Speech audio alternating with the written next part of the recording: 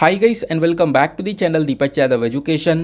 Welcome to the daily The Hindu and Indian Express news and editorial analysis of 19th of July 2022. तो guys आज है तारीख 19 जुलाई 2022 और है ट्यूसडे। देखेंगे आज के द हिंदू और इंडियन एक्सप्रेस न्यूज़पेपर को।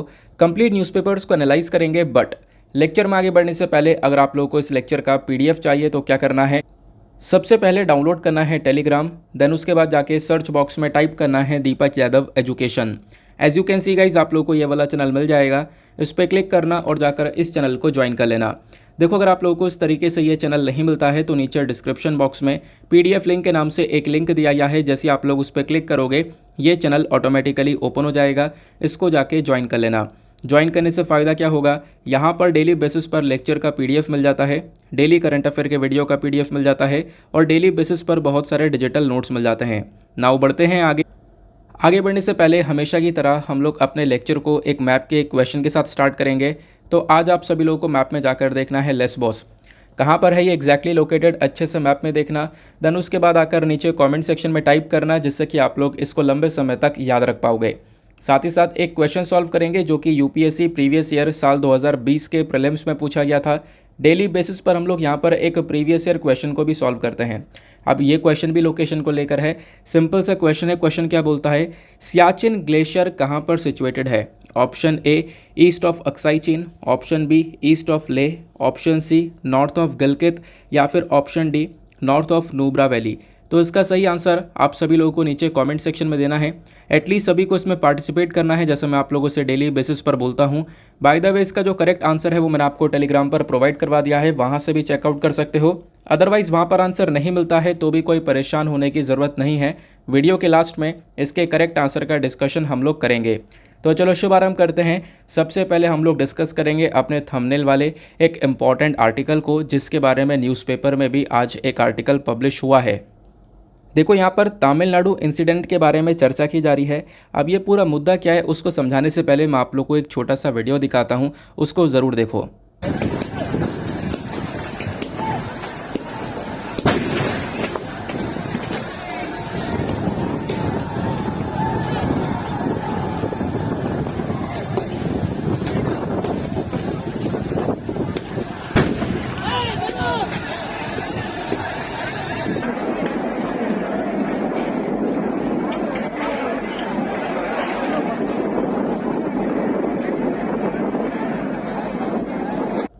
ना अभी जो आप लोगों ने वीडियो देखा है वो है तमिलनाडु के एक प्राइवेट स्कूल का।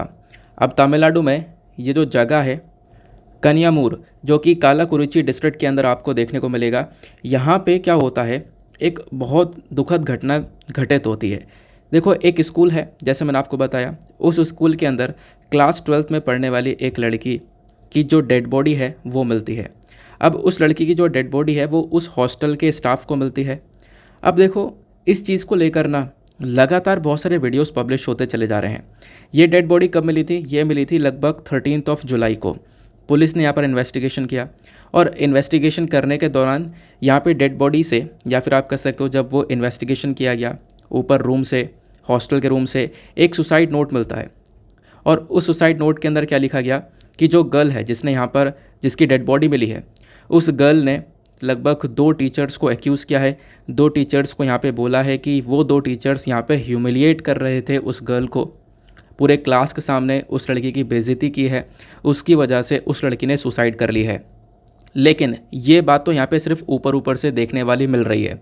उसके बाद क्या होता है कि लड़की का पोस्टमार्टम होता है। पोस्टमार्टम के बाद पता ये चलता है कि बॉडी के ऊपर बहुत सारी इंजरीज़ हैं, ठीक है ना। और फिर उसके बाद जो ये सुसाइड नोट है, इस सुसाइड नोट को जब यहाँ पे गर्ल की मदर देखती हैं तो गर्ल की मदर यहाँ पे बोलती हैं कि देखो, ये जो हैंड राइटिंग है वो हमारे डॉटर की है ही नहीं, ये किसी और ने लिखा हुआ है। और उसके साथ में यहाँ पे गर्ल की बॉडी के ऊपर बहुत सारी इंजरीज़ पाई गई हैं, यानी कि पहले उसके साथ में मार पिटाई भी की गई है, पहले डेफिनेटली पीटा गया है और फिर उसके बाद में या फिर हो सकता है कि फेंक दिया हो छत से। और एक चीज़ ये भी देखने को मिल रही है कि बोला गया कि उन्होंने सुसाइड कर ली और कूद गई वो ऊपर से, हॉस्टल के ऊपर से यहाँ पे नीचे कूद गई। लेकिन जहाँ पे डेड बॉडी मिली है वहाँ पे मतलब ब्लड भी नहीं है बिल्कुल भी, जहाँ पे डेड बॉडी गिरी थी।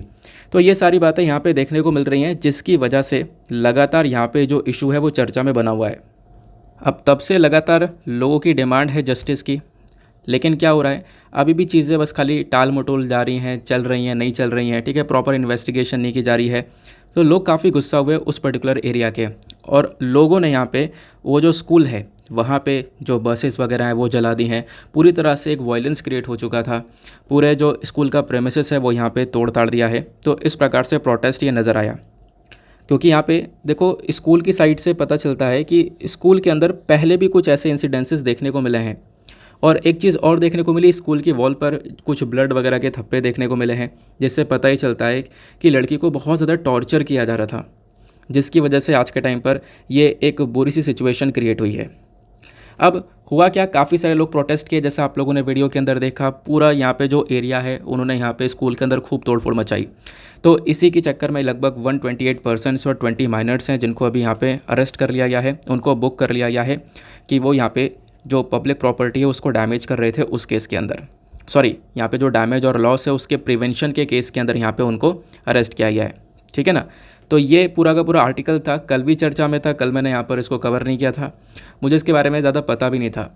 लेकिन कल नीचे मैंने कमेंट देखे, सर आपने एक आर्टिकल छोड़ दिया है, काफ़ी इशू में था। तो फिर मैंने देखा हाँ वाकई में एक आर्टिकल स्किप हुआ है। तो आज फिर से जब ये आर्टिकल आया तो मैंने सोचा चलो आज भी आया है, आज इसको डिस्कस कर लेते हैं। लेकिन वाकई में यार एक बहुत सैड इंसिडेंस ये देखने को मिल रहा है। अगर स्कूल में इस प्रकार से चीज़ें चल रही हैं तो ये बहुत ही ज़्यादा गलत आपको देखने को मिलेंगी। और इसमें होना क्या चाहिए कि जो अगर कोई बच्चा है, अगर उसके साथ में स्कूल में कुछ भी इस प्रकार से हरकतें हो रही, उसको टॉर्चर किया जा रहा है या कुछ भी इस प्रकार से एक्टिविटीज़ हुई हैं उसके साथ में, तो फिर उसको तुरंत अपने पेरेंट्स को तो इन्फॉर्म कर देना चाहिए, ठीक है ना। तो ये चीज़ें यहाँ पे देखने को मिलती हैं। बाकी अब एक इम्पॉर्टेंट पॉइंट पर आते हैं। जब ये इतना बड़ा वायलेंस हुआ तो उसके बाद सेक्शन 144 को वहाँ पे लागू कर दिया गया है। सेक्शन 144 क्या होता है ये आप लोग जान लो, ये आपके सिलेबस का पार्ट है, यूपीएससी के पॉइंट ऑफ व्यू से बेहद इंपॉर्टेंट है। सेक्शन 144 ऑफ द सीआरपीसी क्या बोलता है, जब आप लोग सिलेबस देखोगे ना तो जीएस पेपर 3 के अंदर एक टॉपिक आता है इंटरनल सिक्योरिटी रिलेटेड इश्यूज़, तो उस वाले टॉपिक से आप लोग इस वाले सेक्शन को रिलेट कर पाओगे। देखो ये जो सेक्शन है, ये जो लॉ है, बेसिकली जो पूरा कानून है, ये एम्पावर करता है या फिर आप कह सकते हो पावर देता है हमारे मजिस्ट्रेट को। किसी भी स्टेट का मजिस्ट्रेट है, यूनियन टेरिटरी का मजिस्ट्रेट है, तो वो यहाँ पे इस ऑर्डर को पास कर सकते हैं। और जैसे ही यहाँ पे किसी पर्टिकुलर एरिया में सेक्शन 144 लागू होता है तो वहाँ पे क्या होगा कि जो लोगों की गैदरेंस है, मतलब लोग इकट्ठे हो रहे हैं, उसको यहाँ पे रोका जाएगा। यानी कि जैसे ही ऑर्डर पास हो जाएगा तो इससे क्या होगा, उस एरिया में 4 या 4 से ज़्यादा लोग इकट्ठे नहीं खड़े हो सकते, या फिर 4 या 4 से ज़्यादा लोग एक साथ इकट्ठे नहीं रह सकते जहाँ पर भी सेक्शन 144 इम्पोज होता है। तो ठीक है ना, ये आपको ध्यान में रखना है। उसके बाद ये मैंने आपको बताया कहीं पर डैमेज हो रहा है, चीज़ें कंट्रोल में नहीं आ रही हैं, ठीक है, बहुत ज़्यादा वायलेंस हो रहा है, तो उस चीज़ को संभालने के लिए सेक्शन 144 का यूज़ किया जाता है। अब ये जो सेक्शन है इसको पास किया जा सकता है किसी पर्टिकुलर इंडिविजुअल के अगेंस्ट में भी या फिर जनरल पब्लिक के अगेंस्ट में भी पास किया जा सकता है। तो आपसे स्टेटमेंट वाइज क्वेश्चन बन सकते हैं, क्योंकि सेक्शन 144 रेगुलर बेसिस पर चर्चा में रहता है, ठीक है ना। बाकी यहाँ पे कोई भी इसका उल्लंघन करता है तो जो मैक्सिमम पनिशमेंट है वो 3 साल की देखने को मिलेगी, अगर कोई भी इस चीज़ का वॉयलेशन करता है तो, यानी सेक्शन 144 इम्पोज होने के बाद में भी नहीं मानता है तो ये चीज़ें देखने को मिलती हैं। देन उसके बाद में यहाँ पे बोला गया कि देखो जब ये सेक्शन 144 इम्पोज होगा किसी जगह पर तो वहाँ पे कोई भी मूवमेंट नहीं होगा, पब्लिक और जितनी भी एजुकेशनल इंस्टीट्यूशंस होती हैं वो सब यहाँ पे बंद रहेंगी, कोई भी रैलीज़ वगैरह नहीं की जा सकती है। ऑब्वियस सी बात है, सिंपल सी बात यहाँ पे बोली गई है, 4 या 4 से ज़्यादा लोग इकट्ठे नहीं हो सकते, तो फिर यहाँ पे ये सारी चीज़ें भी ऑलरेडी बंद हो जाती हैं। अल्टीमेट पर्पज़ सेक्शन 144 का यह है, शांति को बना के रखना अगर किसी एरिया में कोई भी डिसरप्शन हुआ है तो। अब ड्यूरेशन क्या होता है, ये बहुत इंपॉर्टेंट पॉइंट है। देखो यहाँ पे जो ये सेक्शन है ये बेसिकली अगर मान लो कि पास किया गया तो लगभग 2 महीने तक रहता है, 2 महीने तक टाइम पीरियड यहाँ पर इसका देखने को मिल जाता है। और स्टेट गवर्नमेंट की पावर के अंडर में इसको एक्सटेंड कर दिया जा सकता है, 2 महीने तक और एक्सटेंड कर सकते हैं। और मैक्सिमम वैलिडिटी जो है एक्सटेंडेबल की कि 6 महीने तक लास्ट इसको एक्सटेंड किया जा सकता है, ठीक है ना, ये आपको ध्यान में रखना है। लेकिन ये तो एक्सटेंडिंग वाली हो गई, अगर इसको हटाना है तो जब भी सिचुएशन सही हो जाए, चाहे कभी भी सही हो जाए, जैसी सिचुएशन उस पर्टिकुलर एरिया के अंदर सही हो जाती है, सेक्शन 144 को वापस से विड्रॉ कर लिया जाएगा, ठीक है ना। ये एक्सटेंडेबल पीरियड हो गया और प्लस विड्रॉ को लेकर क्या सिचुएशन है वो यहाँ पे समझ लिया आप लोगों ने। अब एक और क्वेश्चन आता है, सेक्शन 144 और कर्फ्यू में कोई डिफरेंस है क्या? हाँ, बहुत बड़ा डिफरेंस है। सेक्शन 144 के अंदर आप देख पाओगे 4 लोग या 4 से ज़्यादा लोग इकट्ठे नहीं हो सकते, ठीक है ना। लेकिन कर्फ्यू के अंदर कंप्लीटली रिस्ट्रिक्शन हो जाता है, चाहे ट्रैफिक हो चाहे जो भी चीज़ हो सब बंद हो जाता है। मार्केट, स्कूल, कॉलेजेस, ऑफिस सब कुछ यहाँ पे बंद हो जाता है कर्फ्यू के अंदर में। सिर्फ जो भी एसेंशियल सर्विसेज हैं वही आपको दी जाती हैं। तो ये इंपॉर्टेंट सा पॉइंट था, अपने पास में थोड़ा लिख के रखना। आगे बढ़ते हैं अगले आर्टिकल पर। ये देखो, ये जो है ये कल वाला आर्टिकल है द हिंदू के अंदर, कल भी इस आर्टिकल को पब्लिश किया गया था। अब वीडियो में आगे बढ़ने से पहले यार जो लाइक का बटन है उसको दबा देना। एक जो टारगेट रहता है 5K प्लस लाइक का, आई होप आप लोग यहाँ पर उसको अचीव करवाओगे और करवाना भी है। एक सपोर्ट भी मिलता है, आप लोग इतना काम कर सकते हो।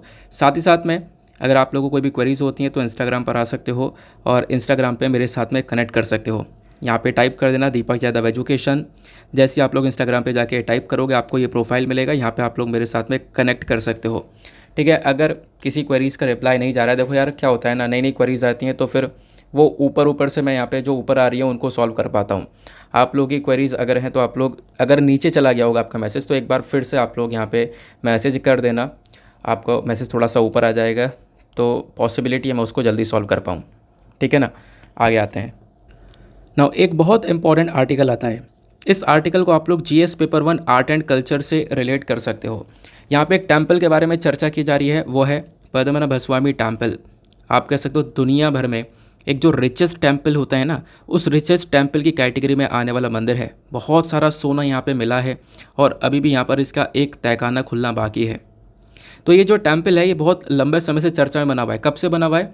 ये 2011 से बना हुआ है और मैं 2019 से, जब से मैं यहाँ पर न्यूज़पेपर एनालिसिस कर रहा हूँ, तो 2019 में भी चर्चा में था, 20 में भी चर्चा में था, 21 में भी चर्चा में था और अब यहाँ पे आप देख पाओगे 22 में हम लोग, तो ये 22 में भी चर्चा में आ चुका है। लगातार 3-4 सालों से चर्चा में बना हुआ है। वैसे 2011 से हर साल चर्चा में आ जाता है, तो इसी वजह से बहुत इंपॉर्टेंट टॉपिक है, इसके आगे इंपॉर्टेंट मार्क कर लेना, ठीक है ना।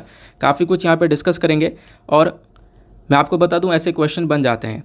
साल 2022 का जब आप लोग पेपर देखोगे आपकी बार का प्रीलिम्स का, तो वहाँ पे सोमनाथ टेम्पल को लेकर क्वेश्चन बना था। वो भी यहाँ पर एक छोटी सी वजह से चर्चा में था, लेकिन क्वेश्चन बन गया था, तो पॉसिबिलिटी क्वेश्चन बन जाए। अच्छा, यहाँ पे क्या है मुद्दा, इसको थोड़ा समझते हैं। सुप्रीम कोर्ट ने अभी यहाँ पे जो ऑडिट का टाइम पीरियड है उसको एक्सटेंड कर दिया है। देखो, पद्मनाभस्वामी टेम्पल के अंदर ऑडिट को लेकर सुप्रीम कोर्ट ने यहाँ पर एक ऑर्डर पास किया कि यहाँ पे क्या होगा कि पिछले 25 सालों में इस टेम्पल का जितना भी खर्चा हुआ है उसकी ऑडिटिंग होगी, उसको देखा जाएगा, उसको जांच पड़ताल की जाएगी उसकी, ठीक है ना। जो भी यहाँ पे पिछले 25 सालों में खर्चा हुआ होगा इस टेम्पल से, उस चीज़ की ऑडिटिंग के बारे में चर्चा की जा रही थी। पिछले साल इसी वजह से चर्चा में बना हुआ था। अब हुआ क्या कि वो जो टाइम पीरियड है ऑडिटिंग का, इसका जो टाइम मतलब पूरी ऑडिटिंग को कंप्लीट करने का टाइम पीरियड है वो बढ़ा दिया गया है। वैसे अभी ख़त्म हो जाना था टाइम पीरियड, लेकिन इसको बढ़ाकर अगस्त 31, 2022 तक कर दिया, तो 31 अगस्त तक ये ऑडिटिंग की जाएगी पूरी तरह से, ठीक है ना। तो ये इस छोटे से आर्टिकल में मेंशन किया गया। लेकिन बस इतनी चीज़ काफ़ी नहीं है आपको एग्जामिनेशन के अंदर क्वेश्चन सॉल्व करने के लिए। आपको यहाँ पे पद्मनाभस्वामी टेम्पल के बारे में भी जानना होगा, वो डिटेल्स मैं आप लोगों को अलग से प्रोवाइड करवाता हूँ। अच्छा, थोड़ा सा बैकग्राउंड और बता देता हूँ। पिछले साल चर्चा में था, मैंने आपको बता दिया क्यों, क्योंकि यहाँ पे वही अगेन 25 साल के लिए, पिछले 25 साल में कितना खर्चा हुआ उसकी ऑडिटिंग के लिए सुप्रीम कोर्ट ने बोला था और इस वजह से यहाँ पर यह चर्चा में था और अभी फ़िलहाल उसी टाइम पीरियड को एक्सटेंड कर दिया गया है। इसी सेम कारण की वजह से फिर से न्यूज़ में आ चुका है। अब ये टेम्पल साल 2011 से न्यूज़ में देखने को मिलेगा। क्यों? क्योंकि साल 2011 के अंदर अब इस टेम्पल में जो तहखाने हैं वहाँ से लगभग आप कह सकते हो 1 लाख करोड़ के आसपास का सोना मिला था। 1 लाख करोड़ के आसपास का जो गोल्ड है वो यहाँ पे मिला है। तो अभी कुछ वॉल्ट्स खोले गए, यानी कि कुछ तहखाने खोले गए जहाँ से ये सोना मिला है। एक तहखाना खोलना बाकी है। बोला जा रहा है कि उस तहखाने के अंदर बहुत ही ज़्यादा आपको सोना देखने को मिलेगा। लेकिन यहाँ पे मैं एक चीज़ और क्लियर कर दूंगा। एक चीज़ यहाँ पे क्लियर करने वाली यह है कि जो ये 1 लाख करोड़ रुपए का सोना मिला था साल 2011 में, वो उस समय की वैल्यू के ऊपर देखा जा रहा है, उस समय जो भी यहाँ पर गोल्ड का वैल्यू चल रहा होगा। लेकिन अब आप देखोगे कि जो सोना था उसमें कई सौ साल पुराने सिक्के थे, 2-2 हज़ार साल पुराने सिक्के थे। जब उसकी आप लोग हेरिटेज वैल्यू देखोगे कि हाँ वो इतना पुराना है, तो वैल्यू उसकी और कहीं गुना ज़्यादा बढ़ जाती है। तो इस वजह से अगर आप लोग वैल्यू, उसके हेरिटेज वैल्यू भी काउंट करोगे तो ये पैसा कहाँ जाएगा कुछ नहीं पता, ठीक है ना। तो ये चीज़ यहाँ पर देखने को मिली। आपने देख लिया 2011 से यहाँ पर चर्चा में है। 2011 में यहाँ पर ये सब कुछ निकाला गया था, सोना निकाला गया था, ये भी क्लियर हो चुका है। अब उसके बाद क्या है ना, लगातार यहाँ पे चर्चा में इसलिए बना हुआ है कि 1971 के आसपास के बाद से जो किंग वगैरह हुआ करते थे, ये सब चीज़ें यहाँ पर ख़त्म हो गई थी भारत के अंदर। उससे पहले ही ख़त्म हो गई थी जब देश आज़ाद हुआ तो, लेकिन बीच में थोड़ा बहुत यहाँ पे रूल था, थोड़ा बहुत यहाँ पे हमने देखा है, बट 1971 के बाद से यहाँ पर ये चीज़ें पूरी तरह से ख़त्म हो गई थी। तो यहाँ पर क्या होता है कि ये जो टेम्पल है पूरी तरह से, ये टेम्पल हिस्टोरियंस के अकॉर्डिंग देखें तो लगभग 8th सेंचुरी के आसपास का देखने को मिलेगा। जो करंट टाइम पे प्रेजेंट स्ट्रक्चर है वो बेसिकली आप देख पाओगे, जो प्रेजेंट स्ट्रक्चर है वो 18th सेंचुरी बनाया गया था। और जो ये प्रेजेंट स्ट्रक्चर है 18th सेंचुरी में किसके थ्रू बनाया गया, त्रावणकोर के जो महाराज थे मर्तंड वर्मा, इनके थ्रू बनाया गया था। ये टेम्पल स्टार्टिंग में जो था तो लकड़ी का हुआ करता था, बाद में यहाँ पर इसको ग्रेनाइट से बनाया गया। अब एक और इम्पोर्टेंट क्वेश्चन बन सकता है, इस टेम्पल का स्ट्रक्चर कौन सा है। तो देखो, जो इसका जो स्ट्रक्चर है वो चेरा स्टाइल ऑफ आर्किटेक्चर देखने को मिलता है। हालांकि यहाँ पे बात थोड़ी सी अधूरी बोलूँगा, जब आप लोग यहाँ पे डिटेल से देखोगे, आर्ट एंड कल्चर को पढ़ोगे, तो वहाँ पे मेंशन है कि जो टेम्पल है इसमें चेरा स्टाइल के साथ साथ द्रविडियन स्टाइल ऑफ आर्किटेक्चर भी आपको देखने को मिलेगा। दोनों स्टाइल ऑफ आर्किटेक्चर का फ्यूजन है, ठीक है ना। दोनों स्टाइल ऑफ आर्किटेक्चर की मदद से यहाँ पर टेम्पल बना हुआ है। एक और इम्पॉर्टेंट बात, ये टेम्पल एक हिंदू टेम्पल है जिसको डेडिकेट किया गया है लॉर्ड विष्णु जी को। अब लॉर्ड विष्णु जी को डेडिकेट किया गया है। अच्छा, ये सारी बातें हो गई। एक बात और, टेम्पल कहाँ पे स्थित है, ये केरला के थिरुवनंतपुरम में स्थित है। अब जो विष्णु जी का यहाँ पे स्टैचू बना हुआ है, विष्णु जी का जो आइडल बना हुआ है इस पूरे टेम्पल के अंदर, वो बेसिकली ब्लैक सालिग्राम से बना हुआ है। सालिग्राम स्टोन कौन सा होता है, जो कि समुद्र के अंदर पाया जाता है, शाइनी कलर का होता है, आपने देखा होगा। अब जो विष्णु जी का स्टैचू बना हुआ है वो बेसिकली यहाँ पर आप कह सकते हो कि आदिशेष नाग के ऊपर बना हुआ है। आदिशेष यानी हम लोग बोलते हैं सभी सांपों के किंग, ठीक है। और वो जो सांप बना हुआ है, मतलब उन सांप के लगभग 100 सर देखने को मिलते हैं, ऐसा यहाँ पर बोला जाता है इस टेम्पल के स्ट्रक्चर के बारे में, ठीक है ना। इतना क्लियर हो गया, ये टेम्पल के बारे में आप लोगों ने समझ लिया। अब जैसा मैंने आपको बताया, इस टेम्पल के अंदर काफ़ी सारे ट्रेजर्स, काफ़ी सारे खजाना देखने को मिला है। अलग अलग तहखाने बने हुए हैं, लगभग यहाँ पे आप कह सकते हो जो तहखाने बने हुए हैं, वॉल्ट ए बी करके यहाँ पे आपको अलग अलग तहखाने देखने को मिलेंगे, ठीक है ना। तो लगभग 3-4 तहखाने देखने को मिलेंगे, फिर 2 अलग से बताए जा रहे हैं, उसको लेकर अभी प्रॉपर इन्फॉर्मेशन नहीं है, बट अभी जो भी है मैं उसके बारे में बता रहा हूँ। क्लियर हो गया। और इसका इतिहास मैंने आपको बता दिया। जो त्रावणकोर रॉयल फैमिली है बेसिकली, वो यहाँ पर इसको एक तरीके से संभाल रही है इस टेम्पल को।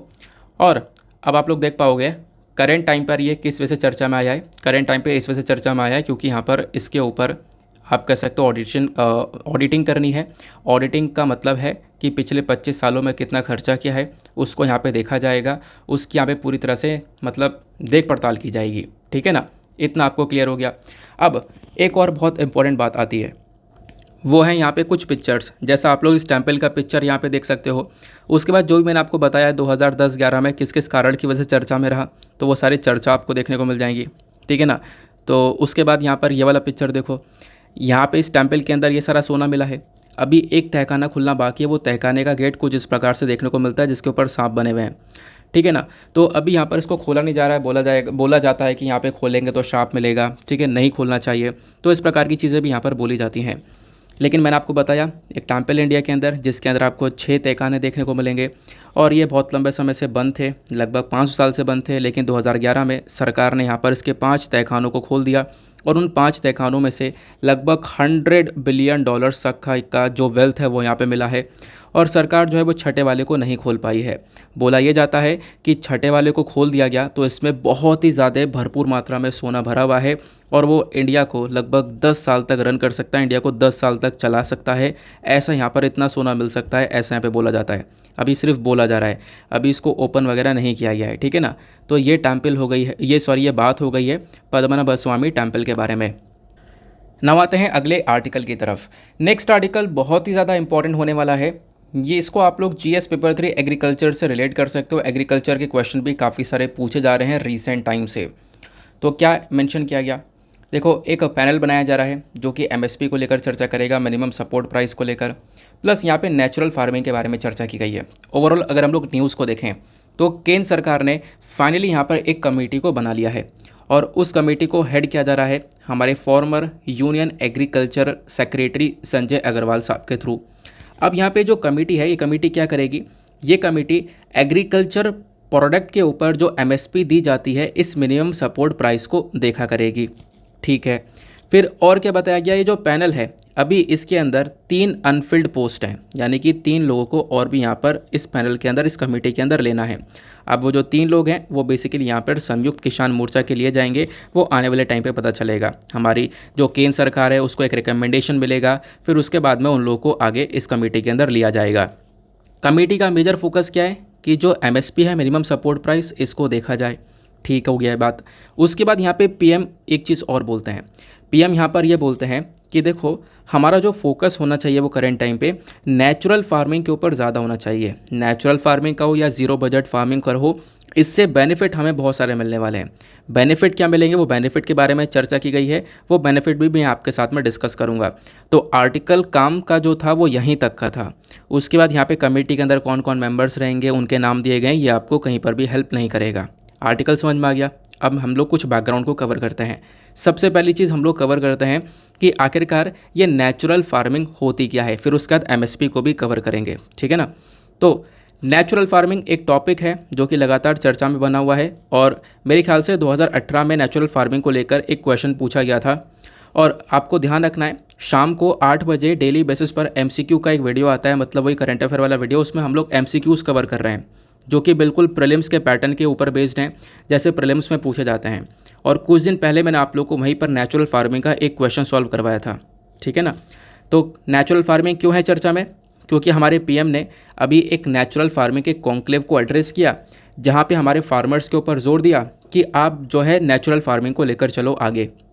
अब होती क्या है नेचुरल फार्मिंग, इसको समझते हैं। देखो, नेचुरल फार्मिंग को डिफाइन किया जाता है as a chemical free farming या फिर लाइव स्टॉक बेस्ड फार्मिंग। मतलब क्या है, अब जब हम लोग खेती करते हैं तो इसमें काफ़ी सारे फर्टिलाइज़र्स का इस्तेमाल किया जाता है ना, और काफ़ी सारे केमिकल्स का यूज़ किया जाता है। उन केमिकल की मदद से जो है हमारे जो एग्रीकल्चर है वो लगातार ग्रो कर रहा है। लेकिन नेचुरल वर्ड ये बता रहा है कि हम लोग यहाँ पे केमिकल का यूज़ नहीं करने वाले। अब केमिकल का यूज़ नहीं करेंगे तो क्या करेंगे, लाइव स्टॉक बेस्ड चीज़ों का इस्तेमाल किया जाएगा, गाय के गोबर का इस्तेमाल किया जाएगा। तो इस प्रकार की चीज़ों का यहाँ पे यूज़ करेंगे। ठीक है ना। काऊ यूरिन का इस्तेमाल किया जाएगा एग्रीकल्चर के अंदर में, तो बेसिकली नेचुरल फार्मिंग कहलाता है। क्लियर हो गया। आगे आते हैं, और क्या मेंशन किया गया। देखो, बोला ये जाता है कि नेचुरल फार्मिंग के जो बेनिफिट्स हैं वो बहुत ही ज़्यादा बेनिफिट हैं। जैसे हमारे एनवायरनमेंट हेल्थ जो है वो इम्प्रूव होता चले जाएगा। अभी हम लोग केमिकल का इस्तेमाल करते हैं तो एनवायरनमेंट भी पॉल्यूट होता है, ग्रीन हाउस गैस भी एमिट होती हैं। लेकिन जब हम लोग नेचुरल फार्मिंग की तरफ आगे बढ़ेंगे तो हमारे जो सॉइल की फर्टिलिटी है, सॉइल की जो हेल्थ है वो तो इम्प्रूव होगी, साथ ही साथ में हमारा एनवायरनमेंट हेल्थ भी इम्प्रूव होगा। एक और इम्पॉर्टेंट बात, अब जो नेचुरल फार्मिंग है इसको सबसे पहली बार किसने इंट्रोड्यूस किया है, तो इंट्रोड्यूस करने वाले जापानीज़ फार्मर थे जिनका नाम है मासानोबू फुकुका। तो इन्होंने सबसे पहली बार नेचुरल फार्मिंग के बारे में जिक्र किया था 1975 में अपनी एक किताब में द वन स्ट्रॉ रिवॉल्यूशन के अंदर। फिर उसके बाद बताया जाता है नेचुरल फार्मिंग को हम लोग बोलते हैं कि एग्रीकल्चर के एस्पेक्ट में अगर हम लोग देखें तो एग्रीकल्चर को ये काफ़ी हद तक आगे बढ़ा सकता है। इंडिया के अंदर नेचुरल फार्मिंग को कैसे प्रमोट किया जा रहा है, तो इंडिया में प्रमोट करने के लिए अलग अलग योजनाएं और प्रोग्राम को चलाया जा रहा है। तो नेचुरल फार्मिंग को हम लोग भारत में प्रमोट कर रहे हैं भारतीय प्राकृतिक कृषि पद्धति प्रोग्राम से, और साथ ही साथ में परंपरागत कृषि विकास योजना से। तो ये योजना और प्रोग्राम है जो कि भारत में नेचुरल फार्मिंग को और ज़्यादा प्रमोट कर रहा है। अब एक और इम्पॉर्टेंट बात आती है मेंस के पॉइंट ऑफ व्यू से। सर नेचुरल फार्मिंग समझ में आ गया, अब ये बताओ उसका इम्पोर्टेंस क्या हो सकता है। इम्पोर्टेंस में सबसे पहला इम्पोर्टेंस ये आता है कि जो आपका कॉस्ट ऑफ प्रोडक्शन है वो काफ़ी हद तक कम हो जाएगा। यानी पहले क्या हो रहा था, एग्रीकल्चर के अंदर बहुत सारा केमिकल ख़रीदना पड़ रहा था, और हम लोग बहुत सारा केमिकल ख़रीदते भी हैं दुनिया भर की कंट्रीज से, और वो बहुत ज़्यादा कॉस्टली पड़ता है, तो पैसा ज़्यादा लग जाता है। लेकिन करेंट टाइम पे नेचुरल फार्मिंग के अंदर क्या हो रहा है, जो कॉस्ट ऑफ प्रोडक्शन है, जो कॉस्ट है बेसिकली वो बहुत ही ज़्यादा कम हो जाएगी। आपको यहाँ पे ज़्यादा कुछ परचेस करने की आवश्यकता इतनी रहेगी नहीं। उसके बाद दूसरा सबसे बड़ा इंपॉर्टेंस क्या होगा, जो हेल्थ है वो ज़्यादा बेटर हो जाएगी।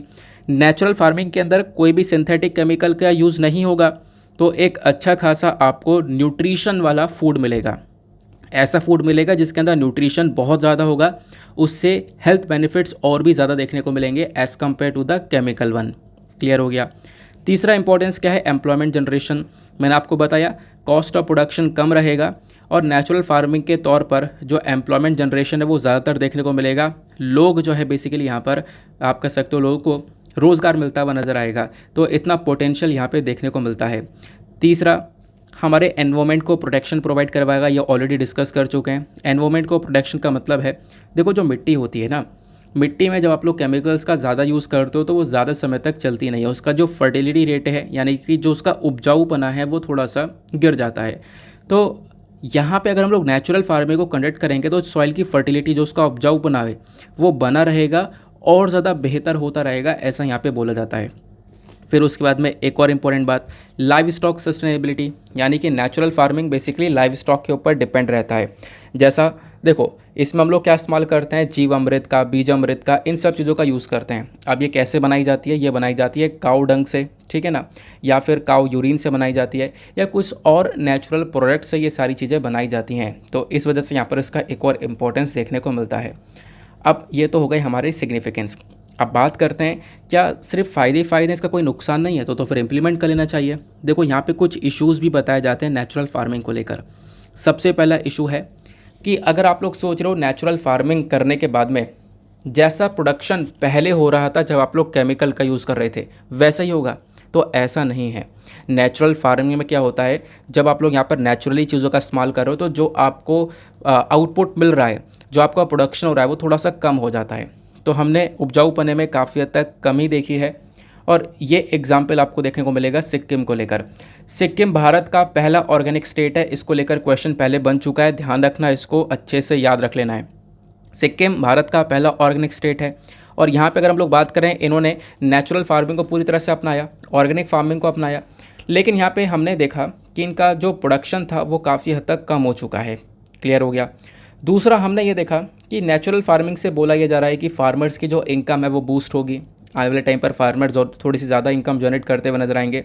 देखो भले ही हमारा एनवायरनमेंट अच्छी तरीके से प्रोटेक्ट हो रहा हो, लेकिन यहाँ पे फार्मर्स की इनकम अभी तक बूस्ट नहीं हुई है, ऐसा हम लोगों ने अभी तक नहीं देखा है। तो ये एक दूसरा सबसे बड़ा चैलेंज देखने को मिलेगा। तीसरा चैलेंज क्या है, lack of availability of natural input. जब आप लोग बात करते हो नेचुरल इनपुट की कि हम लोग अपना खुद का यहाँ पे सामान यूज़ कर रहे हैं, काऊ डंग, काऊ यूरिन का इस्तेमाल कर रहे हैं, तो इसकी भी यहाँ पे काफ़ी बड़ी कमी है। अब इसकी कमी है तो इसकी वजह से फार्मर्स रुक तो पाते नहीं है, फार्मर्स पे आज यहाँ पर इतना पेशेंस नहीं देखने को मिलेगा और टाइम भी नहीं है, ठीक है ना। तो इसकी वजह से उनको मजबूरन केमिकल का इस्तेमाल करना पड़ जाता है। तो आप कह सकते हो ये भी एक सबसे बड़ा चैलेंज बन जाता है नेचुरल फार्मिंग के अंदर में। ये सारी बातें हो गई। अब नेचुरल फार्मिंग को या फिर हमारे पूरे के पूरे एग्रीकल्चर सेक्टर को आगे बढ़ाने के लिए सरकार कौन कौन से इनिशिएटिव्स को उठाती है, वो उन इनिशिएटिव को देख लो, ये बहुत इंपॉर्टेंट पार्ट है। जैसे एक इनिशिएटिव है रिफाइंड एरिया डेवलपमेंट, सब mission on agro forestry, national mission on sustainable agriculture, प्रधानमंत्री कृषि सिंचाई योजना। ये सारी यहाँ पर जो इनिशिएटिव्स देखने को मिल रही हैं हमारे एग्रीकल्चर सेक्टर को आगे बढ़ावा देते हैं। ये हो गया हमारा पूरी तरह से टॉपिक कंप्लीट। अब नेचुरल फार्मिंग को लेकर चाहे प्रीलिम्स में कोई क्वेश्चन आए चाहे मेंस में कोई क्वेश्चन आए, आप आराम से सॉल्व कर पाओगे। पॉसिबिलिटी ज़्यादा है कि मेंस में क्वेश्चन बनेगा। अब देखो कोई भी टॉपिक जब आप लोग पढ़ते हो तो वो टॉपिक की डेफिनेशन क्या है, उसके यहाँ पे प्रोज क्या है, कॉन्स क्या है, और लास्ट में कंक्लूजन। अब बताओ इसके अलावा और क्या पूछा जा सकता है। तो हर एक टॉपिक का आप लोग ये 4 एस्पेक्ट कवर करके चल रहे हो, तो मेरे हिसाब से यहाँ पर सभी कुछ कवर हो रहा है, तो आपको कोई घबराने की ज़रूरत नहीं है एग्जामिनेशन के अंदर, ठीक है ना। तो क्लियर हो गया। बाकी हम लोग एमएसपी के बारे में बात करते हैं।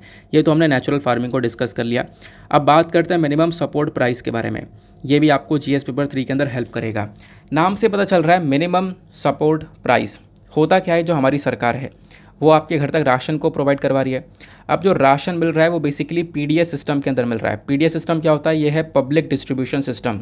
इस सिस्टम के अंदर क्या होता है कि जो सरकार है वो फार्मर्स से यहाँ पर एमएसपी पर, मिनिमम सपोर्ट प्राइस पर क्रॉप्स को परचेज़ करती है, और क्रॉप्स को परचेज़ करने के बाद में आपके घर तक यहाँ पर यह राशन की फॉर्म में मिलता है बहुत ही ज़्यादा लोअर प्राइस पर, ठीक है, सस्ते दाम पे आपको यहाँ पे प्रोवाइड करवा दिया जाता है, जो कि आपको राशन में मिलता है। तो फार्मर्स जब यहाँ पे अपनी फसलों को उगाते हैं तो उसके ऊपर इनको एमएसपी मिल रहा है, यानी एक मिनिमम सपोर्ट प्राइस मिलता है। तो इससे फार्मर्स को एक सपोर्ट भी मिल जाता है, यानी कि यहाँ पे इनका जो दाम है उसको लेकर कोई टेंशन नहीं होती। इन्होंने अगर ग्रोथ कर ली है, कुछ उगाया है, तो इनको यहाँ पे मानना यह है कि एटलीस्ट इतना पैसा तो यहाँ पे सरकार देगी ही देगी। तो यहाँ पे एक सपोर्ट मिल जाता है फार्मर्स को, बस इसी वजह से यहाँ पर इसको हम लोग मिनिमम सपोर्ट प्राइस के नाम से भी जानते हैं। अब कुछ इंपॉर्टेंट बातें, मिनिमम सपोर्ट प्राइस की जब हम लोग बात करते हैं तो बेसिकली यहाँ पे इसके लिए सबसे पहली बार किसने रिकमेंडेशन दिया था, तो एक कमीशन है, commission for agriculture cost and price. इन्होंने यहाँ पर रिकमेंड किया कि जो मिनिमम सपोर्ट प्राइस है ये हमें 23 फसलों के ऊपर दे दी जा रही है। तो 23 फसलों के ऊपर आज के टाइम पर इस मिनिमम सपोर्ट प्राइस को दिया जाता है। ये रिकमेंडेशन किसकी साइड से आया था, CACP की साइड से आया था, इस कमीशन की साइड से। अब ये जो CACP है ये बेसिकली हमारे ministry of agriculture and farmers welfare के अंडर में आता है, ध्यान रखना इसको, इंपॉर्टेंट पॉइंट है। देन उसके बाद और क्या मेंशन किया जाता है, देखो यहाँ पे एक और बात बोली जाती है, वो यह है कि जो मिनिमम सपोर्ट प्राइस है इसके अंदर जो क्रॉप्स आती हैं, जो फसल आते हैं, इसके बारे में ज़रूर ध्यान रखना, क्योंकि पहले क्वेश्चन बना हुआ है। तो इसमें मैंने आपको बताया 23 क्रॉप्स आती हैं, जैसे कि 7 हमारे सीरियल्स हैं, जैसे पैडी, व्हीट, बार्ले, जोवर, बाजरा, मेज़, रागी। उसके बाद में हमारे पास में इधर 5 पल्सेस हैं, ग्राम, अरहर, तूर, मूंग, उड़द, लेंटिल।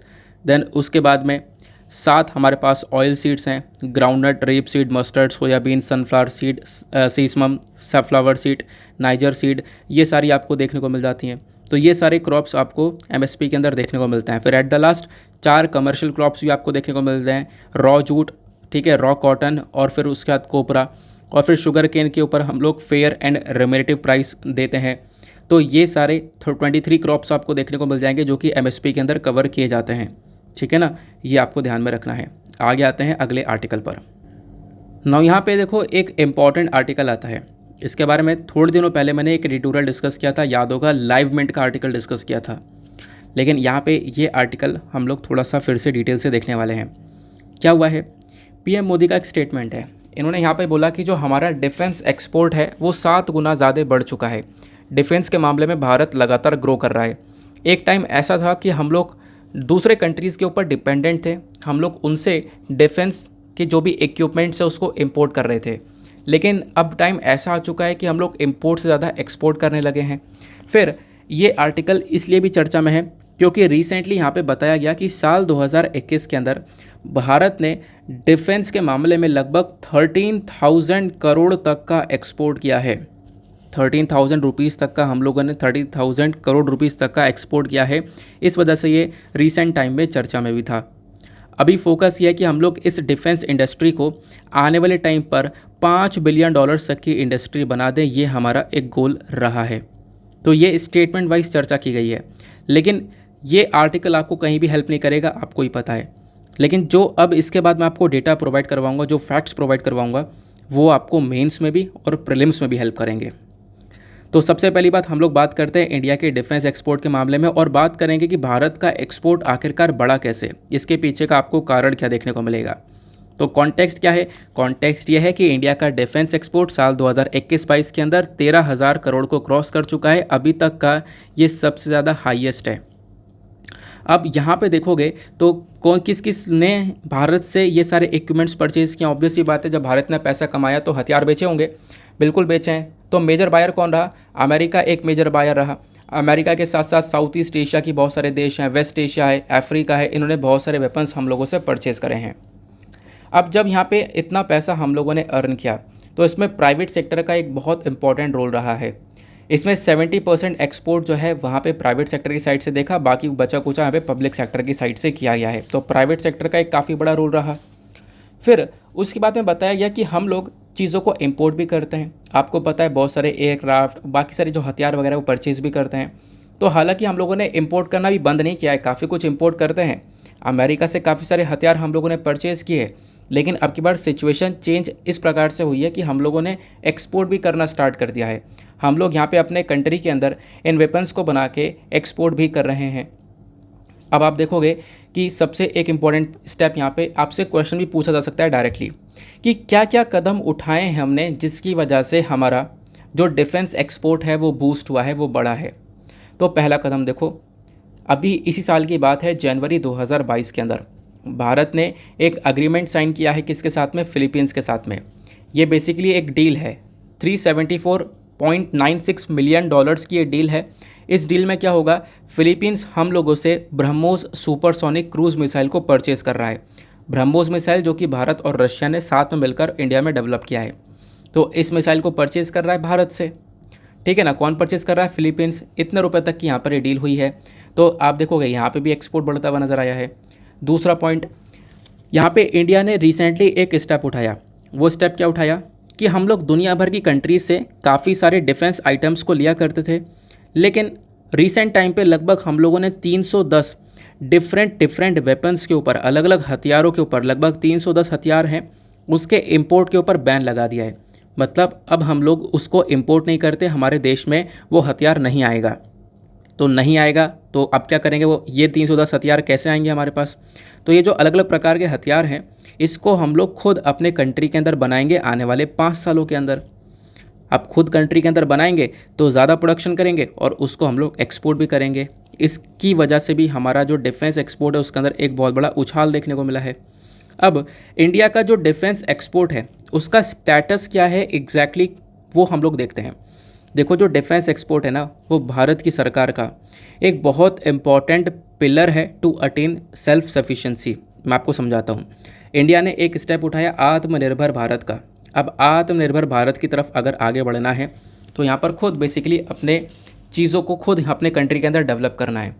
तो जो डिफेंस एक्सपोर्ट है ये एक सबसे इम्पॉर्टेंट पिलर माना गया सरकार के लिए। यहाँ पे डिफेंस एक्सपोर्ट एक सबसे इम्पॉर्टेंट पिलर कैसा माना गया कि इसके बेसिस पर हम लोग क्या करेंगे? काफ़ी सारे हथियार बनाएंगे और बेचेंगे, काफ़ी सारा पैसा आएगा, हम अपने पैरों पर खड़े होंगे, यानी कि आत्मनिर्भर भारत की तरफ आगे बढ़ रहे होंगे।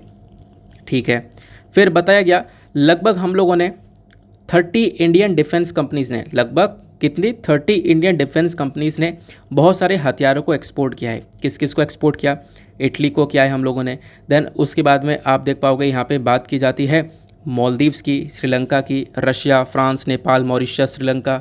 उसके बाद Israel, Egypt, UAE, Bhutan, Ethiopia, Saudi Arabia, Philippines, Poland, Spain, chilli.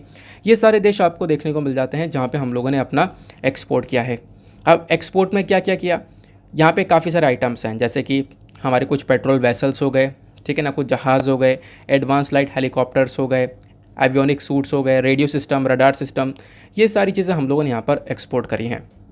अब देखो, इतना कुछ एक्सपोर्ट करने के बाद भी क्या हुआ? जो इंडिया का डिफेंस एक्सपोर्ट है वो अभी भी यहाँ पर एक एक्सपेक्टेड लाइन पर नहीं है। जो हम लोगों ने एक्सपेक्ट किया था वो नहीं है। अभी भी हम लोग काफ़ी पीछे हैं। अभी भी दुनिया भर के जो एक्सपोर्ट के मामले में अगर हम लोग देखें तो इंडिया काफ़ी पीछे है। इंडिया दुनिया भर के एक्सपोर्ट में लगभग 0.17% ही एक्सपोर्ट करता है।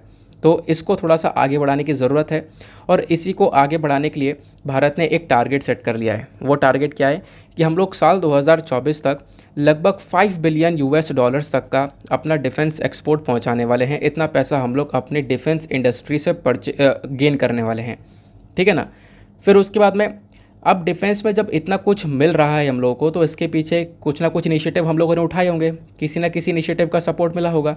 तो बिल्कुल सही बात है, उसके पीछे एक इनिशिएटिव है defence production export promotion policy 2020 को लाया गया। फिर उसके बाद में मल्टी प्रोंग्ड स्टेप्स लाए गए ताकि हम लोग डिफेंस सेक्टर में खुद यहाँ पे आत्मनिर्भर बन सकें। फिर उसके बाद में आप लोग देख पाओगे रिसेंटली जो पॉजिटिव इंडिजाइजेशन किया गया। इसका मतलब है जो बहुत सारे हथियार हम लोग अलग अलग देशों से मंगाया करते थे उनको बैन किया। 101 आइटम्स एक बार बैन करे, 108 आइटम्स एक बार बैन करे, तो इस प्रकार से बैन लगाते हुए चले गए। उसको हम अपने देश में खुद बना रहे हैं। अब खुद बनाएंगे तो फिर यहाँ पर उसको हम लोग बनाने के बाद में दूसरे कंट्रीज़ को बेचेंगे भी। तो ये सारे स्टेप्स यहाँ पर उठाए गए जिसकी वजह से डिफेंस एक्सपोर्ट हमारा आज के टाइम पर बढ़ चुका है। क्लियर हो गया? तो ये कुछ डेटा था, आप लोगों ने देखा कि कितना ज़्यादा हेल्पफुल डेटा है। मेंस में डायरेक्टली आप लोग यूज़ करोगे, लिख के रखना, पे पास में स्टोर करके रखना। मेंस में सोचने तक का समय नहीं मिलता है, इस वजह से यहाँ पर ये सारी चीज़ आपको पहले से तैयार करके चलनी है। आगे आते हैं, नव आते हैं नेक्स्ट पेज पर जो कि हमारा इकोनॉमी सेक्शन है। देखेंगे बिजनेस के पॉइंट ऑफ व्यू से, हमारे इकोनॉमी के पॉइंट ऑफ व्यू से इंपॉर्टेंट आर्टिकल को। इकोनॉमी के लिए इकलौता आज इंपॉर्टेंट आर्टिकल है, लेकिन बहुत अच्छा आर्टिकल है। क्या मेंशन किया जाता है? मेंशन किया जाता है कि देखो जो क्रिप्टो करेंसीज़ हैं, है ना, इन क्रिप्टो करेंसीज़ को भारत ने पहले ही इसको रेगुलेट करने के लिए कुछ लॉस के बारे में चर्चा की थी। हालांकि भारत का पहले फोकस ये था, आरबीआई ने डिसाइड कर लिया था कि हम लोग क्रिप्टो करेंसीज़ को बैन करेंगे और क्रिप्टो करेंसीज़ को बैन करने के लिए एक अनाउंसमेंट जारी कर दिया था। हालांकि जो हमारा सुप्रीम कोर्ट है उन्होंने यहाँ पे बोला नहीं, आप लोग क्रिप्टो करेंसी को ऐसे बैन नहीं कर सकते। आरबीआई के इस ऑर्डर को स्ट्रक डाउन कर दिया था। तब उसके बाद यहाँ पर हम लोगों ने उस बैन को हटाया। लेकिन अभी यहाँ पर फाइनेंस मिनिस्टर जो रिज़र्व बैंक ऑफ इंडिया है, इन्होंने यहाँ पर रेकमेंड किया है कि बिल्कुल जो क्रिप्टो करेंसीज है उसको बैन कर देना चाहिए। और ये बात फाइनेंस मिनिस्टर की साइड से भी बोली गई है। और फाइनेंस मिनिस्टर जो है हमारी निर्मला सीतारमण जी, ये भी यहाँ पे अग्री हैं कि हाँ बिल्कुल क्रिप्टो करेंसी को यार बैन कर देना चाहिए। बैन करो या रेगुलेट करो, लेकिन जो ज़्यादा सपोर्ट मिल रहा है, रेगुलेट मतलब इसको अच्छे से रेगुलेट किया जाएगा, कुछ रूल्स एंड रेगुलेशंस यहाँ पे इसके लिए लेकर आए जाएंगे। और बैन मतलब पूरी तरह से बंद कर दिया जाएगा। तो ज़्यादातर जो सपोर्ट मिल रहा है वो बेसिकली बैन को लेकर मिल रहा है कि हाँ बैन ही कर देना चाहिए, ठीक है ना। इसको लेकर कल एक स्टेटमेंट जारी हुआ, इस वजह से कल ये बहुत ज़्यादा सुर्खियों में बना हुआ था कि हाँ क्रिप्टो करेंसी को बैन कर दिया जाएगा, ठीक है ना। अब मैं आपको थोड़ा सा डिटेल इन्फॉर्मेशन देता हूँ। ये तो मैंने आपको जो करंट अफेयर में आर्टिकल में चर्चा की जा रही है वो बताया है। अब मैं आपको अलग से इन्फॉर्मेशन देने वाला हूँ जो आपको एग्ज़ाम में हेल्प करेगा। जब हम लोग बात करते हैं क्रिप्टो करेंसी के बारे में, तो इस टॉपिक को आप लोग जीएस पेपर 3 से रिलेट करोगे। IT and computer and mobilisation of resources, ये सारे टॉपिक्स आप लोग रिलेट कर सकते हो। पता है, ये हम लोग बैन के बारे में चर्चा अभी तो कर ही रहे हैं, प्लस पिछले साल भी की गई थी। पिछले साल हमारे पीएम ने एक मीटिंग को चेयर किया और उसमें बोला कि बिल्कुल क्रिप्टो करेंसी सेक्टर को हमें मैनेज करना चाहिए, इसको रेगुलेट करना चाहिए। और 2020 में भी ये मुद्दा उठा था। 2020 में खैर सुप्रीम कोर्ट ने संभाल लिया। सुप्रीम कोर्ट ने बोला नहीं भाई, सुप्रीम कोर्ट ने बोला कि आप लोग क्रिप्टो करेंसी के ऊपर बैन नहीं लगा सकते हो, क्योंकि आरबीआई बैन लगाने जा रहा था। लेकिन जब आप लोग देखोगे, आरबीआई का कहना यह है बहुत सारे देश ऑलरेडी बैन कर चुके हैं यार। बहुत सारे देश में, जैसे चाइना क्रिप्टो करेंसी को बैन कर चुका है। रशिया यहाँ पर यूज़ नहीं कर रहा है क्रिप्टो करेंसी को। लेकिन कुछ देश ऐसे हैं जिन्होंने क्रिप्टो करेंसी को as a legal tender accept किया है, अपनी खुद की ऑफिशियल करेंसी एक्सेप्ट कर लिया है। जैसे एल सल्वाडोर आया। हालांकि एल सल्वाडोर ने रिसेंटली काफ़ी सफ़र भी किया, क्योंकि क्रिप्टो करेंसी एकदम धड़ाम से नीचे गिरा था, ठीक है ना। तो ये चीज़ यहाँ पे बताई जा रही है कि कुछ कंट्रीज़ हैं जिन्होंने बिल्कुल भी एक्सेप्ट नहीं किया, कुछ कंट्रीज़ हैं जिन्होंने यहाँ पे अपनी ऑफिशियल करेंसी डिक्लेयर कर दिया है। अब ये बताओ क्रिप्टो करेंसी से बेनिफिट क्या क्या हो सकते हैं, प्लस यहाँ पे ये भी बताना कि क्रिप्टो करेंसी के ऊपर बैन लगाने के बारे में क्यों चर्चा की जा रही है, क्यों यहाँ पे रेगुलेट करने के बारे में चर्चा की जा रही है।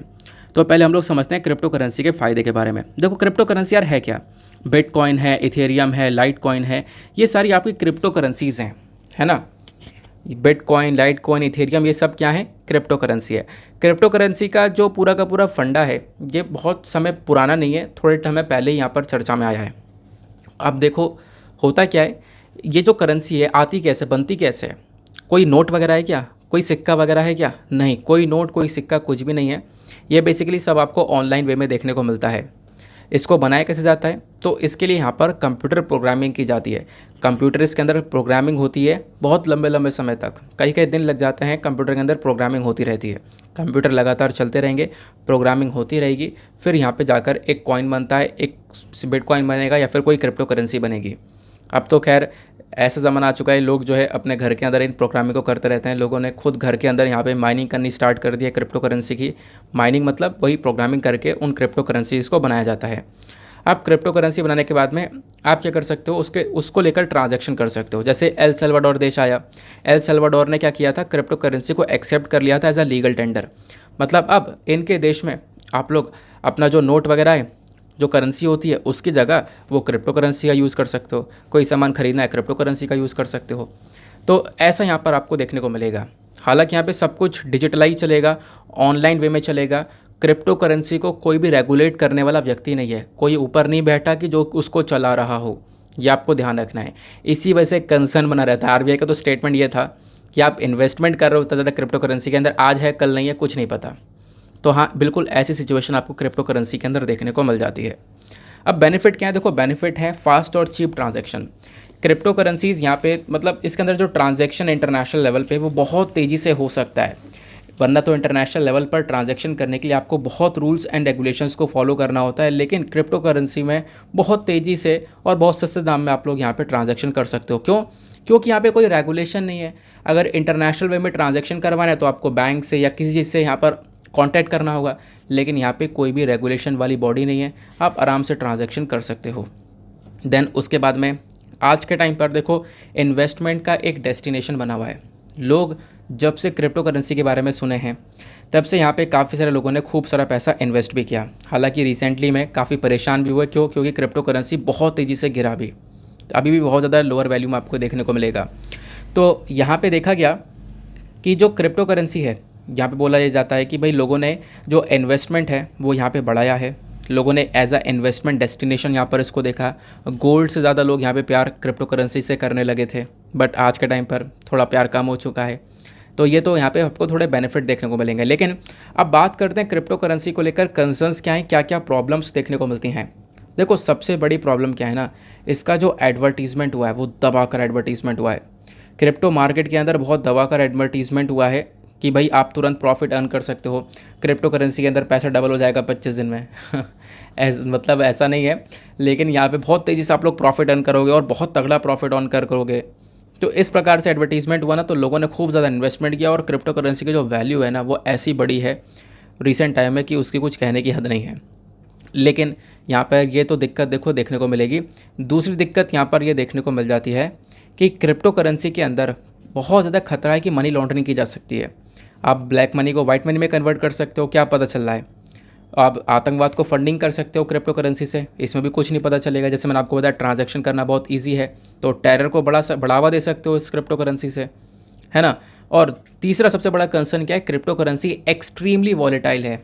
एक्सट्रीमली वॉलेटाइल का मतलब यह है इसमें उतार चढ़ाव ना एक झटके में दिखाई पड़ता है।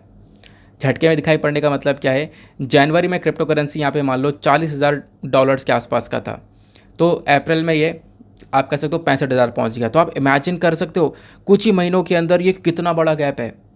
तो ऐसे बहुत लंबे लंबे जो उतार चढ़ाव हैं यहाँ पर इसके अंदर क्रिप्टो करेंसी के अंदर आते रहते हैं। तो ये यहाँ पर एक कंसर्न वाली बात, एक चिंता वाली बात यहाँ पे बनती है। जब आप लोग देखोगे कोविड-19 में वैल्यू थोड़ी सी बढ़ी थी, फिर बीच में बहुत ज़्यादा डाउन हो गई, अभी फिर से बहुत ज़्यादा डाउन वैल्यू हो चुकी है क्रिप्टो करेंसी की। अच्छा, ये तो यहाँ पे सरकार के सारे स्टेटमेंट्स आ गए। अब सरकार ने बोला कि इसका एक वे फॉरवर्ड, एक सजेशन है हमारा, वो क्या है। कंक्लूजन ये है कि सरकार चाहती है कि भाई ये क्रिप्टो करेंसी हट जाए। क्यों चाहती है, अगर क्रिप्टो करेंसी चलने लगी ना तो हमारे नोट की वैल्यू नहीं रह जाएगी, आरबीआई का कोई काम ही नहीं रहेगा, क्योंकि क्रिप्टो करेंसी को कोई रेगुलेट नहीं कर रहा है। अब रिजर्व बैंक ऑफ इंडिया को कोई काम नहीं रहेगा, तो इस वजह से reserve bank of India crypto currency को बैन करने में लगा हुआ है, क्योंकि क्रिप्टो करेंसी अगर यूज़ होना एक बार स्टार्ट हो जाती है ना तो फिर कोई नोट वगैरह यूज़ नहीं करेगा। फिर आप लोग देखोगे इसी चक्कर में सरकार ने बोला कि देखो हम लोग क्या करेंगे, खुद की ऑफिशियल डिजिटल करेंसी लेकर आएंगे, खुद की करेंसी लेकर आएंगे। इसके बारे में बिल में रिसेंटली चर्चा भी हुई थी, ठीक है ना। तो खुद की करेंसी लाने के बारे में सरकार ने बोला है। आई होप आप लोगों ने इसको काफ़ी अच्छे से समझ लिया पूरे टॉपिक को। छोटा सा टॉपिक था, लेकिन ये कितना इंपॉर्टेंट हो गया है सारे नोट्स के फॉर्म में, वो हमने अभी डिस्कस किया। आगे चलते हैं एडिटोरियल डिस्कशन पर। तो आज के काफ़ी सारे इंपॉर्टेंट एडिटोरियल्स हैं हमारे पास।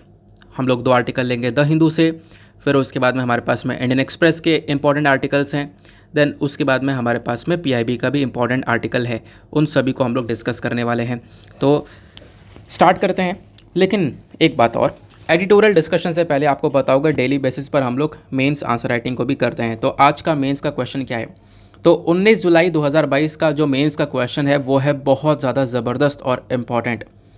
यहाँ पे क्या बोलता है, analyse the burden of malnutrition and growing anaemia across India, also discuss the initiatives taken by the government to tackle this issue.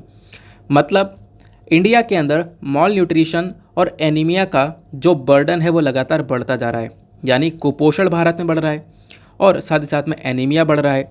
Anaemia बढ़ रहा है का मतलब है कि जो विमेन है उनके अंदर ब्लड की काफ़ी बड़ी कमी देखने को मिल जाएगी, आयरन की काफ़ी बड़ी कमी देखने को मिल रही है। तो ये बर्डन कितना बड़ा है पूरे भारत भर में, ये डिस्क्राइब करना है। फिर डिस्कस ये करना है कि सरकार ने क्या क्या इनिशिएटिव उठाए इन चीज़ों को टैकल करने के लिए। ये आपका इसी प्रकार से बिल्कुल यूपीएससी मेंस 2018 में भी एक क्वेश्चन पूछा गया था। तो यहाँ पे ध्यान रखना, ये क्वेश्चन आपका बहुत इंपॉर्टेंट है। अच्छे से इस क्वेश्चन को अटेम्प्ट करना। अटेम्प्ट करने के बाद में कहाँ पे सबमिट करना है, टेलीग्राम पर जाना, सर्च बॉक्स में टाइप करना Deepak Yadav education mains answer writing. जैसे आप लोग आगे मेंस आंसर राइटिंग लगा के टाइप करोगे, आपको मेंस आंसर राइटिंग वाला ग्रुप मिलेगा। वहाँ पे आप लोग को ये क्वेश्चन लिखा हुआ मिलेगा, इसी क्वेश्चन के नीचे छोटा सा कमेंट लिखा हुआ मिलेगा। आप वहाँ पे आप लोग अपने आंसर्स को सबमिट कर सकते हो। काफ़ी सारे लोग यहाँ पे डेली बेसिस पर आंसर्स को लिख रहे हैं, तो आप भी जाके लिखो और वहाँ पे जाके सबमिट करो। और एक दूसरे के आंसर्स को रिव्यू करना बिल्कुल मत भूलना। एक दूसरे के आंसर्स को रिव्यू करना है ताकि क्या करा जा सके, एक दूसरे की आंसर्स को रिव्यू करके एक दूसरे की जो मिस्टेक्स है उसको करेक्ट किया जा सके, साथ ही साथ में अपनी जो थिंकिंग कैपेबिलिटी है उसको भी इन्हेंस किया जा सके। तो जो हमारा पहला एडिटोरियल है वो आपको ये देखने को मिलेगा, शंघाई कोऑपरेशन ऑर्गेनाइजेशन को लेकर बात करता है। डिटेल से आर्टिकल है लेकिन कुछ ही इंपॉर्टेंट पॉइंट्स इसके अंदर आपको देखने को मिल जाते हैं। क्या है शंघाई कोऑपरेशन ऑर्गेनाइजेशन, मैं आपको कितनी बार समझा चुका हूँ, लेकिन इससे पहले इससे भी कुछ अच्छे आर्टिकल्स आए हुए हैं अलग अलग न्यूज़पेपर में, पहले उनको डिस्कस करेंगे, उसके बाद कुछ फैक्ट्स के ऊपर यानी इस वाले टॉपिक पर आएंगे।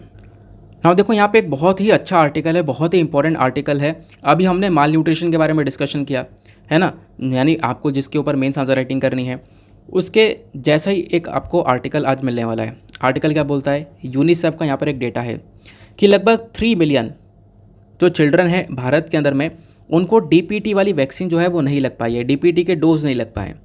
कि कहाँ पर, साल 2020 में पैंडेमिक की वजह से। तो कोरोना की वजह से लगभग 3 मिलियन के आसपास बच्चे हैं भारत के अंदर जिनको डीपीटी का डोज नहीं लग पाया है, और ये अपने आप में बहुत प्रॉब्लम वाली बात है। प्लस इसका सोल्यूशन कैसे निकाला जा सकता है वो भी आपके साथ में मैं डिस्कस करूँगा, तो आपसे एक अच्छा क्वेश्चन यहाँ पे बन जाएगा। तो चलो यहाँ पे देखते हैं आखिरकार क्या है इसके अंदर। तो इस टॉपिक की हेडिंग दी गई है decline in immunisation coverage. Immunisation क्या होता है, यहाँ पे आपको आपकी इम्यूनिटी को बिल्ड करने के लिए एक वैक्सीन दी जाती है ताकि जो बीमारियाँ हैं वो यहाँ पर टैकल की जाएँ।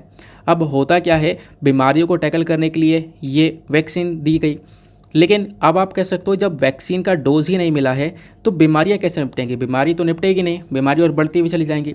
तो वही चीज़ यहाँ पे बताई जा रही है कि जल्द से जल्द एक स्टेप उठाने की आवश्यकता है। यहाँ पे क्या मेंशन किया गया, एक रिपोर्ट आई है WHO की साइड से, वर्ल्ड हेल्थ ऑर्गेनाइजेशन, और साथ ही साथ में यूनिसेफ, इन दोनों ने यहाँ पर बोला कि कोविड-19 पैंडेमिक का जो इम्पैक्ट है इम्यूनाइजेशन प्रोग्राम के ऊपर दुनिया भर में, वो एक खतरनाक इम्पैक्ट पड़ा है। दुनिया भर के साथ साथ इंडिया के ऊपर भी एक नेगेटिव इम्पैक्ट पड़ा है। भारत के अंदर काफ़ी सारे बच्चे रह गए जिनको वैक्सीन लगती है हर साल, वो लग नहीं पाई है कोरोना के टाइम पर। और कौन सी वैक्सीन की बात की जा रही है, वो बात की जा रही है डीपीटी की। डीपीटी का मतलब है डिप्थीरिया, टीटनेस और पेटुसिस। ये तीनों बीमारियों को टैकल करने के लिए वैक्सीन दी जाती है। अब थोड़ा सा मैं डिप्थीरिया, टीटनेस और पेटुसिस के बारे में बता देता हूँ क्योंकि ये भी कुछ इंपॉर्टेंट डेटा है, बीमारियों को लेकर क्वेश्चन बन जाते हैं, जैसा कल मैंने आपके साथ में MCQ वाले वीडियो में डिस्कस भी किया था। जब बात करते हैं डिप्थीरिया के बारे में, तो डिप्थीरिया कैसे होता है, डिप्थीरिया एक बैक्टीरिया से होता है जिसका नाम है कॉर्नीबैक्टीरियम डिप्थेराई, ठीक है ना। अब इस डिप्थीरिया के अंदर क्या क्या लक्षण होते हैं, आपको कोल्ड हो जाएगा, ठीक है ना, बुखार हो जाएगा, ठंड लगने लगेगी, जो गले की ग्लैंड है वो यहाँ पर सूज जाएगी, उसके बाद में थ्रोट जो है वो थोड़ा सा बेकार होने लगेगा, जो खाल है वो नीली पड़ने लगेगी। तो ये सारे लक्षण देखने को मिलते हैं डिप्थीरिया के अंदर में। बाकी ये कैसे फैलता है, तो आप छींकने से, ठीक है ना, आपको ज़ुकाम से भी ये फैल सकता है, दूसरा व्यक्ति अगर किसी इन्फेक्टेड व्यक्ति के कांटेक्ट में आ जाए तब भी ये फैल सकता है। बाकी पॉपुलेशन की बात करें, जो डिप्थीरिया वो डायरेक्टली 1 से लेकर 5 साल तक के बच्चे को अफेक्ट करता है, ठीक है ना, ये भी आपको ध्यान रखना है। तो इसी डिप्थीरिया को टैकल करने के लिए डिप्थीरिया की वैक्सीन लगती है, और वही वैक्सीन 2020 में लग नहीं पाई है ज़्यादा से ज़्यादा बच्चों को, 3 मिलियन के आसपास लगभग 30 लाख बच्चों को ये वैक्सीन नहीं लग पाई है। क्लियर हो गया। अब डिप्थीरिया के बाद दूसरी बीमारी कौन सी है, वो है टीटनस। टीटनस कैसे होता है, तो आपका कहीं कट लग गया हो, आपने देखा होगा कि लोहा लग गया है, टीटनस का इंजेक्शन लगवा लो, कोई कट वगैरह लग गया हो, कोई घाव हो गया हो, और वो एक बैक्टीरिया की वजह से होता है। उस बैक्टीरिया का नाम है क्लॉस्ट्रीडियम टेटनी, ठीक है ना। तो यहाँ पे क्या होता है कि आपको टीटनेस का इंजेक्शन लगवाना होता है। अब डिप्थीरिया तो फैल जाता है एक व्यक्ति से दूसरे व्यक्ति में जुकाम वगैरह की वजह से, लेकिन टीटनेस यहाँ पे ट्रांसमिट नहीं होता है। उसके बाद में इसको कैसे रोका जा सकता है, तो टीटनेस के लिए यहाँ पे क्या होता है, अगेन यहाँ पे एक वैक्सीन का यूज़ किया जाता है जिसका नाम है TTCV, tetanus toxoid containing vaccine यहाँ पर ये देखने को मिलती है, जो कि टीटनेस को ट्रीट करने में मदद करती है। अब टीटनेस के लक्षण क्या होता है, आपका जो मुंह है वो इसी से काम नहीं करने लगता, जबड़े के अंदर काफ़ी दर्द होने लगता है, पेट में दर्द होगा, ठीक है, पीछे पीठ में दर्द होगा, तो ये हम लोग देख पाते हैं, मसल्स के अंदर काफ़ी सारे दर्द होने लगता है। तो ये टीटनेस के लक्षण देखने को मिलते हैं। तो टीटनेस हो गया। तो टीटनेस को लेकर भी जो वैक्सीनेशन लगता है बच्चों में वो नहीं लग पाया है। तीसरी बीमारी है पेटुसिस।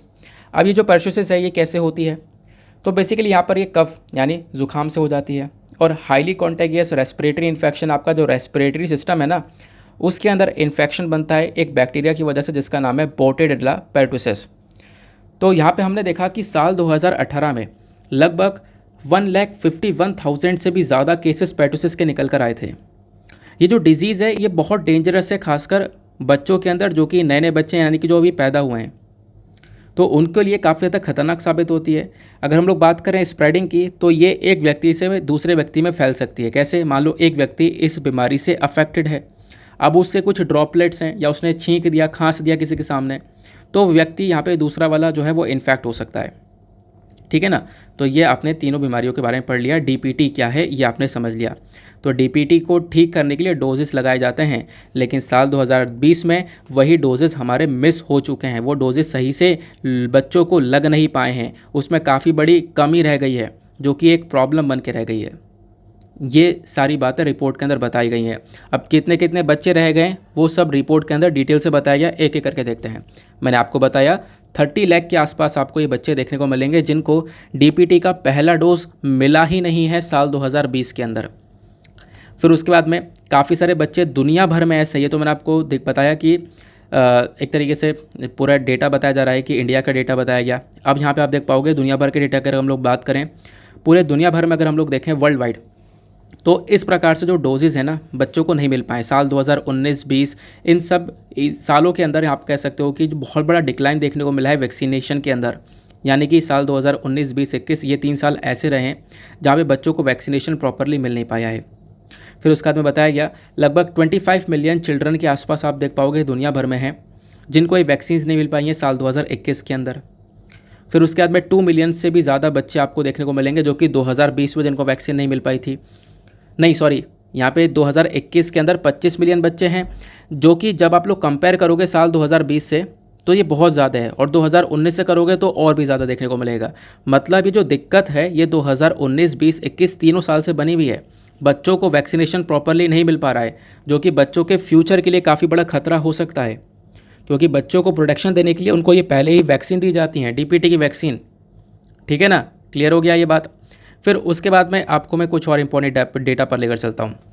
ये बताया गया लगभग 18 मिलियन, देखो 25 मिलियन बच्चे हैं जिनको ये वैक्सीन नहीं मिल पाई है पूरे दुनिया भर के अंदर। कब? साल 2021 में। और इंडिया के अंदर उसमें से 3 मिलियन है।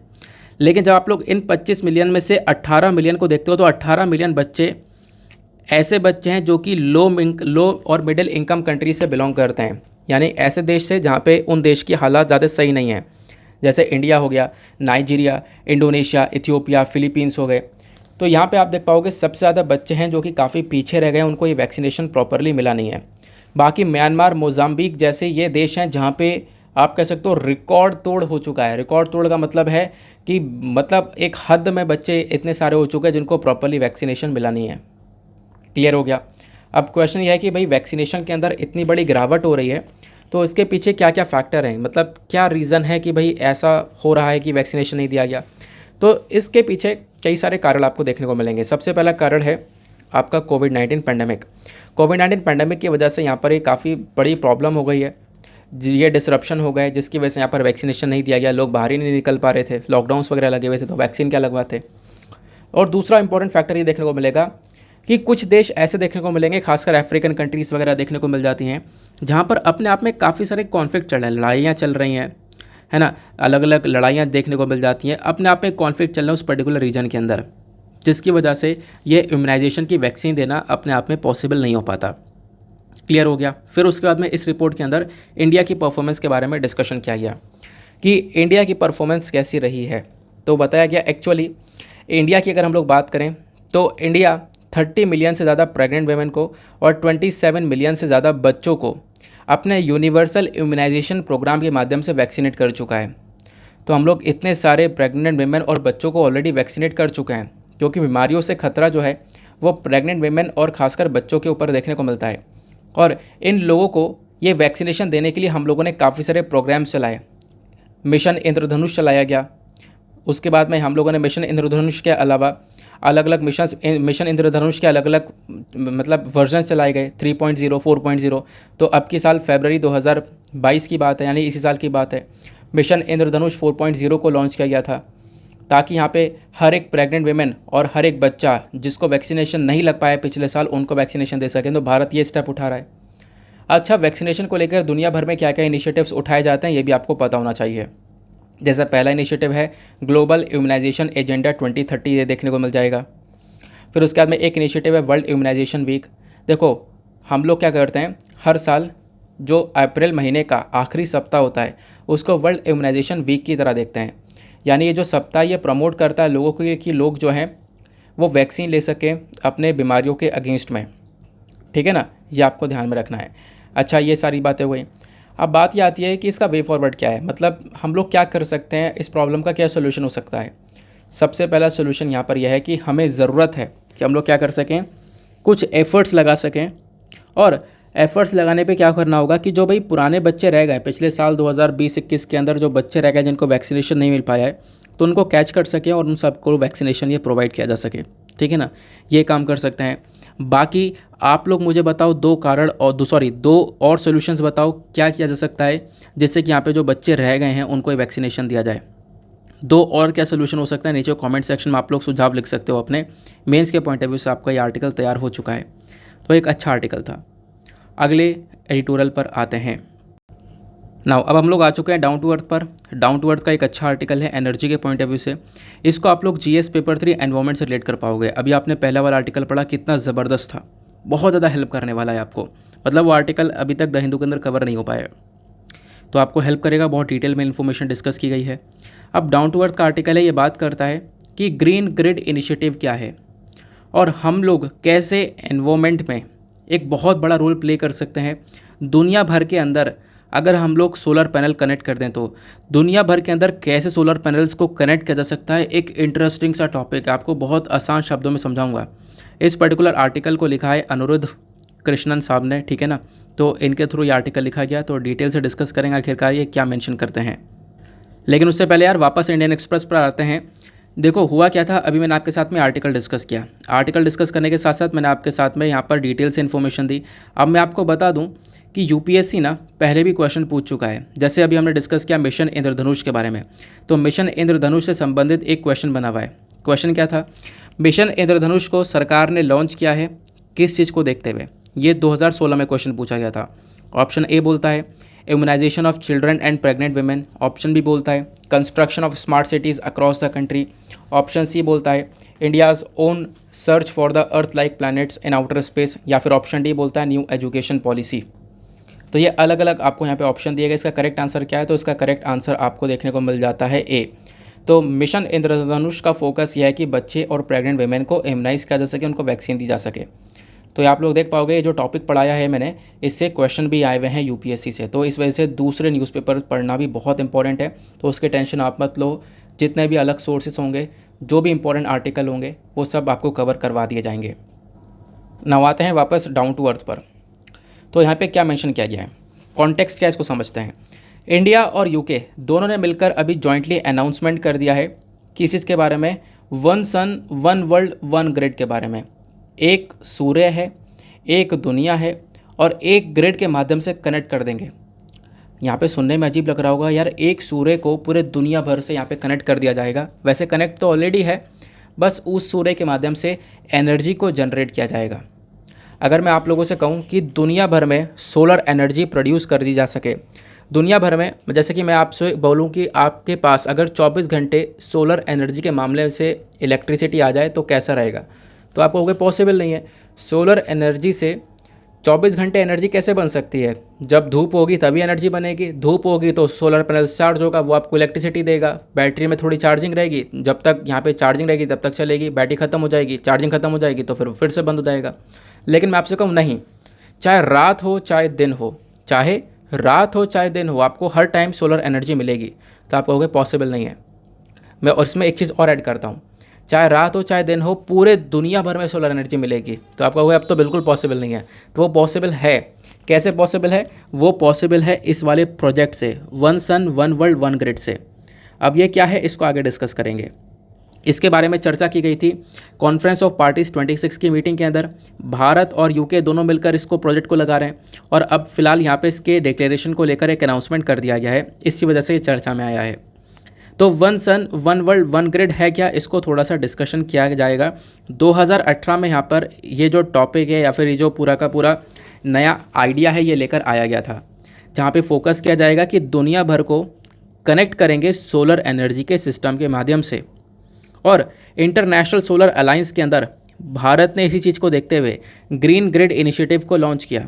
इस वाले प्रोजेक्ट को लॉन्च किया है। ये जो one sun one world one grid वाला आइडिया है ना, ये भारत का आइडिया है, जिसमें यहाँ पे यूके ने हमारी मदद करी है। यूके ने बोला हम आपकी मदद करेंगे इस पर्टिकुलर आइडिया के अंदर में। अच्छा, ये one sun one world one grid बड़ी देर से बोल रहे हो, ये क्या है, इसका ऑब्जेक्टिव क्या है, इसको समझाओ। इसका ऑब्जेक्टिव यहाँ पर यह है, अच्छा ऑब्जेक्टिव समझने से पहले एक सेंटेंस देखो, द सन नेवर सेट्स।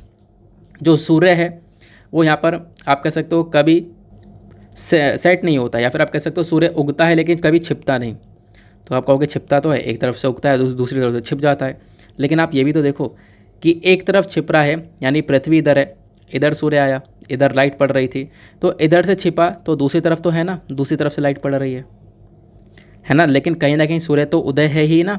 तो आपको ध्यान रखना है, द सन नेवर सेट्स, सन हमेशा राइज होता है, वही आपको देखने को मिलेगा। तो इसी चीज़ का हम लोग बेनिफिट उठा रहे हैं one sun one world one grid के अंदर। तो आप कहोगे सर अब जल्दी से बता दो और ज़्यादा यहाँ पर इसको इंटरेस्टिंग मत बनाओ। चलो अब जल्दी से सुनते हैं क्या होगा।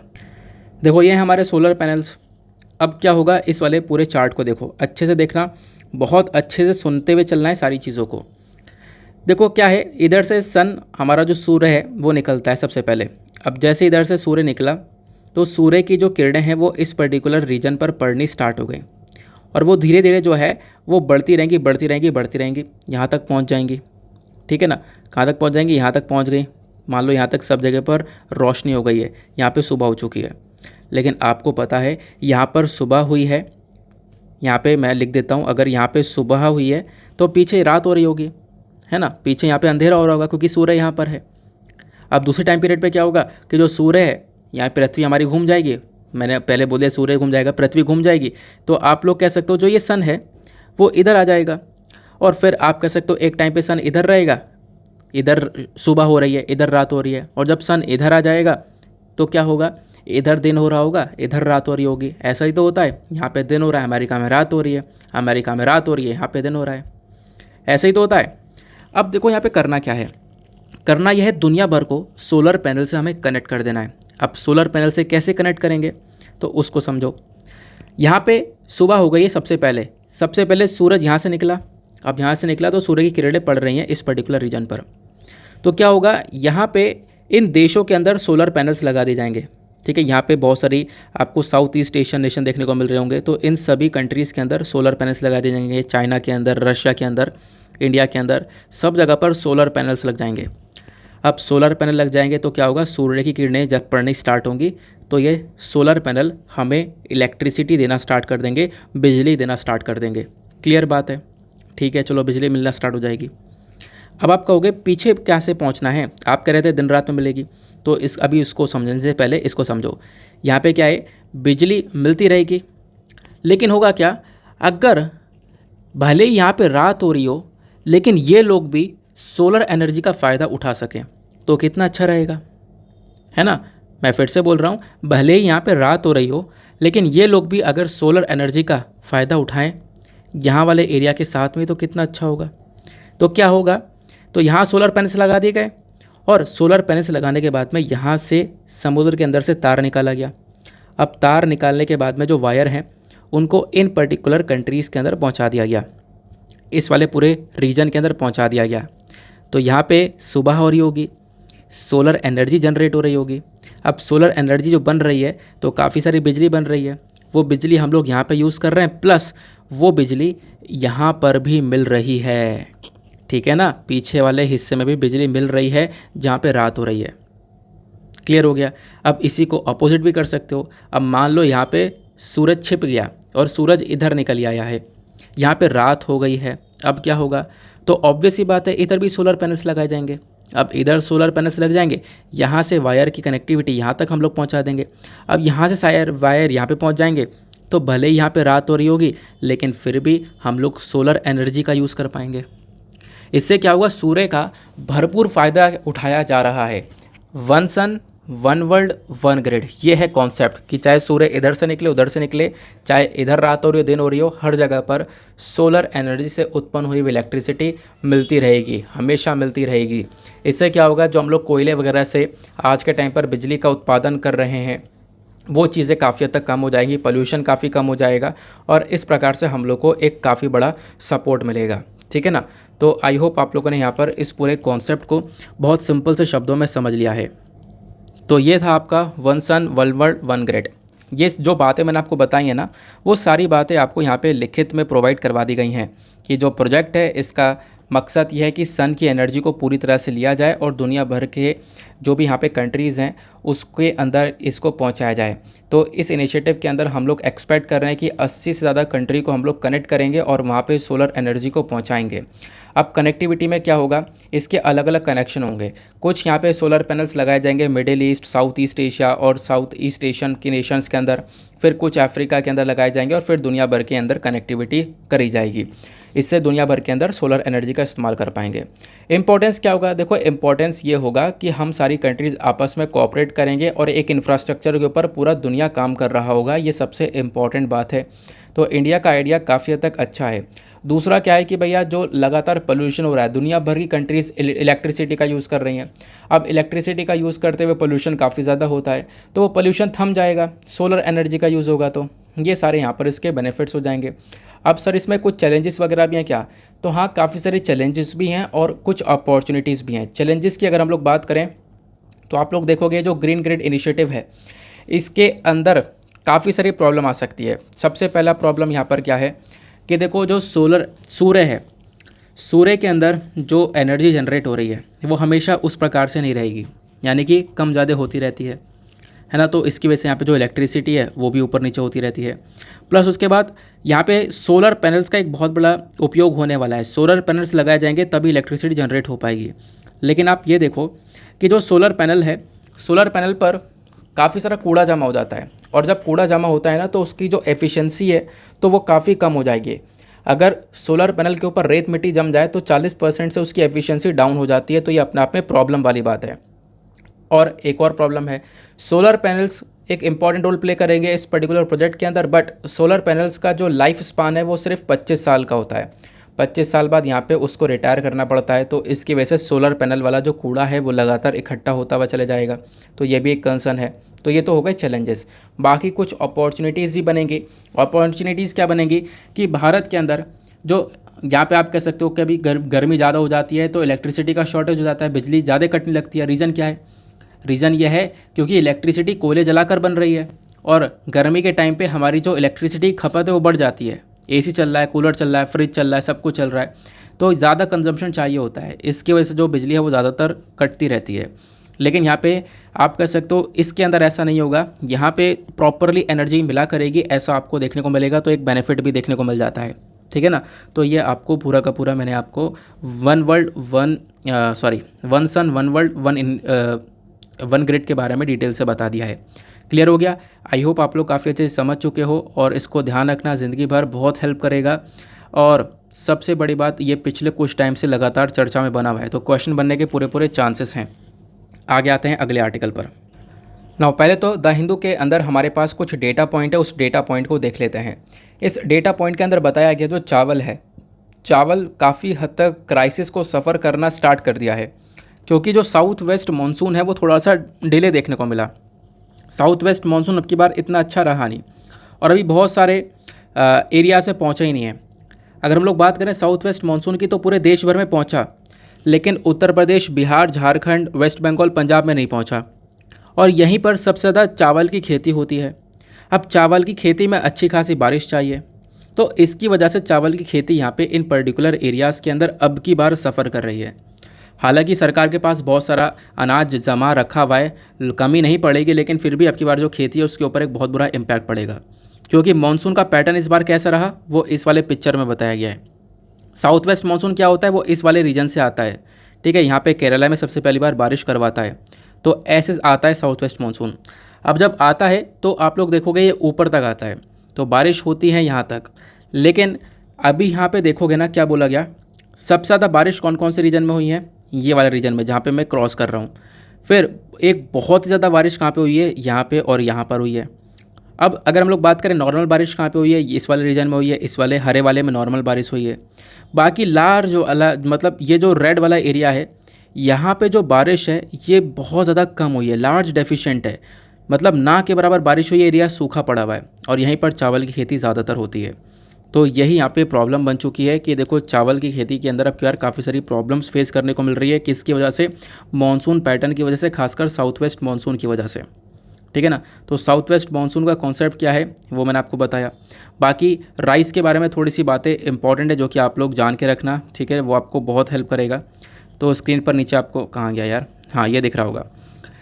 तो राइस को लेकर क्वेश्चन बन जाता है, क्योंकि आपने देखा होगा फसलों को लेकर क्वेश्चन पहले भी पूछे गए हैं यूपीएससी के थ्रू। चावल की बात करें तो चावल एक स्टेपल फूड है। देखो हमारी ज़्यादातर जनसंख्या इंडिया के अंदर चावल को कंज्यूम करती है, तो राइस यहाँ पर एक इम्पॉर्टेंट फूड माना जाता है। राइस बेसिकली एक खरीफ क्रॉप है। इसके अंदर टेम्परेचर कितना चाहिए होता है?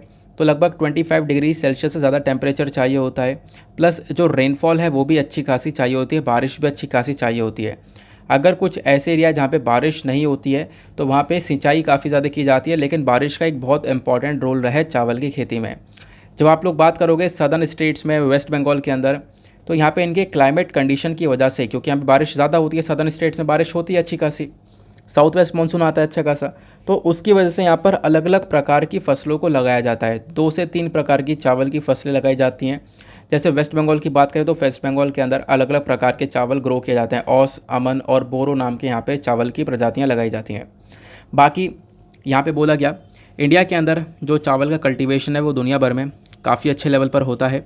अगर हम लोग बात करें तो चाइना के बाद में इंडिया सेकंड लार्जेस्ट प्रोड्यूसर है। चाइना सबसे ज़्यादा चावल की खेती करता है, उसके बाद में इंडिया सेकंड नंबर पर आता है। अब भारत के अंदर सबसे ज़्यादा चावल का प्रोडक्शन कहाँ पे होता है? वेस्ट बंगाल, उत्तर प्रदेश, पंजाब के अंदर। और मैंने आपको बताया इन तीनों एरिया में ही यहाँ पे बारिश नहीं पहुँची है, जिसकी वजह से यहाँ पे क्या हो रहा है, राइस जो खेती है वो काफ़ी हद तक कमज़ोर हो चुकी है। अच्छा, सबसे ज़्यादा मतलब जहाँ पे मतलब आप कह सकते हो चावल को लेकर अगर हम लोग बात करें पूरे भारत के अंदर सबसे ज़्यादा आउटपुट कहाँ पे मिलता है, कहाँ पे सबसे ज़्यादा चावल ग्रो किया जाता है? तो पंजाब, तमिलनाडु, हरियाणा, आंध्र प्रदेश, तेलंगाना, वेस्ट बंगाल, केरला, ये आपको सभी रीजन्स देखने को मिल जाते हैं। क्लियर हो गया? आई होप आप लोग यहाँ पे काफ़ी अच्छे से इसको समझ चुके हो। अब उसके बाद हमारा जो एडिटोरियल है वो एससीओ को लेकर है, यानी शांघाई कोऑपरेशन ऑर्गेनाइजेशन को लेकर। ये क्या बोलता है इसको थोड़ा डिटेल से समझने की कोशिश करते हैं। शांघाई कोऑपरेशन ऑर्गेनाइजेशन की देखो मैं आपको पूरा आर्टिकल दिखाता हूँ, फिर उसके बाद आपको इंपॉर्टेंट पॉइंट्स बताऊंगा। एससीओ के बारे में बताया गया, एससीओ क्या है, कैसे बना, इंडिया कब बना, इसके अंदर आरएटी स्ट्रक्चर क्या है, वो सारी बातें इस पूरे आर्टिकल में बताई गई हैं। तो आरएटी स्ट्रक्चर ही बताऊंगा, एससीओ कैसे बना बताएंगे, फिर उसके बाद में इंडिया इसका मेंबर कैसे बना, फिर उसके बाद में यहाँ पर एससीओ को लेकर ये सारी चर्चा की गई है। तो सारे इंपॉर्टेंट पॉइंट्स आपको पता हैं तो आप लोग आराम से कोई भी प्रीलिम्स का क्वेश्चन होगा तो सॉल्व कर पाओगे। ये वैसे आर्टिकल जो है प्रीलिम्स में हेल्प करेगा आपको। चलो, एससीओ का एक बॉडी है आरएटीएस, लेकिन इससे पहले हम लोग एससीओ के बारे में जान लेते हैं। एससीओ की फुल फॉर्म क्या है? इसकी फुल फॉर्म है Shanghai Cooperation Organisation. Shanghai Cooperation Organisation को एस्टेब्लिश किया गया था एज अ मल्टीलेटरल एसोसिएशन। अब ये क्या करता है, ये बेसिकली इंश्योर करता है सिक्योरिटी को और स्टेबिलिटी को मेंटेन करने का काम करता है पूरे यूरेशियन रीजन के अंदर। यानी शांघाई कोऑपरेशन ऑर्गेनाइजेशन के अंदर जितने भी देश हैं वो उनका मेजर फोकस है कोऑपरेट करके सिक्योरिटी वगैरह को यहाँ पे मेंटेन करके चलना।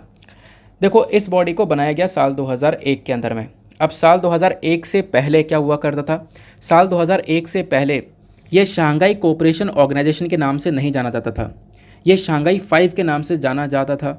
तो साल 2001 से पहले इसके अंदर सिर्फ और सिर्फ 5 कंट्रीज़ हुआ करती थी। 5 कंट्रीज़ कौन कौन सी हैं? Kazakhstan, China, Kyrgyzstan, Russia, Tajikistan, ये आपको 5 देश देखने को मिला करते थे। लेकिन साल 2001 में कहानी पलटती है। साल 2001 में इन 5 के अंदर एक कंट्री को और ऐड किया जाता है, वो है उज़्बेकिस्तान।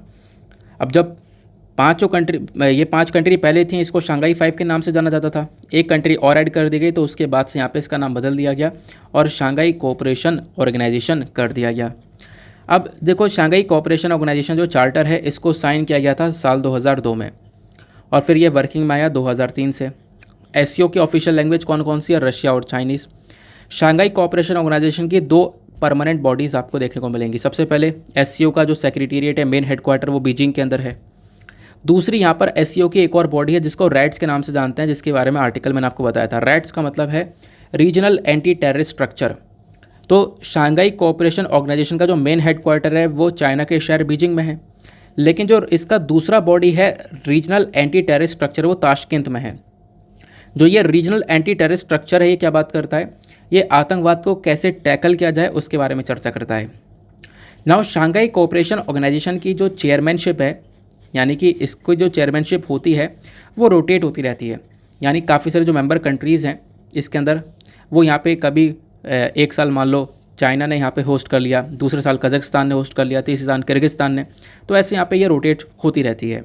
अब इंडिया पाकिस्तान भी एससीओ के मेंबर हैं। ये दोनों कब बनते हैं? साल 2017 में भारत पाकिस्तान दोनों यहाँ पे इसके मेंबर बन जाते हैं। अब एससीओ के टोटल मेंबर्स की बात करें कितने हैं, तो Kazakhstan, China, Kyrgyzstan, Russia, Tajikistan, Uzbekistan, India, Pakistan. इसके अंदर 2 ऐड करने के बारे में चर्चा की जा रही है, ईरान और बेलारूस। ईरान और बेलारूस को जोड़ने के बारे में चर्चा की जा रही है, भाई ईरान बेलारूस को ऐड किया जाएगा, इसी वजह से ये न्यूज़ बनी हुई है। आप लोग देख पा रहे होंगे ईरान और बेलारूस यहाँ पे जल्दी एससीओ के नए मेंबर बनने वाले हैं, ठीक है ना। इसी वजह से यहाँ पर आपको ये न्यूज़ देखने को मिल जाता है।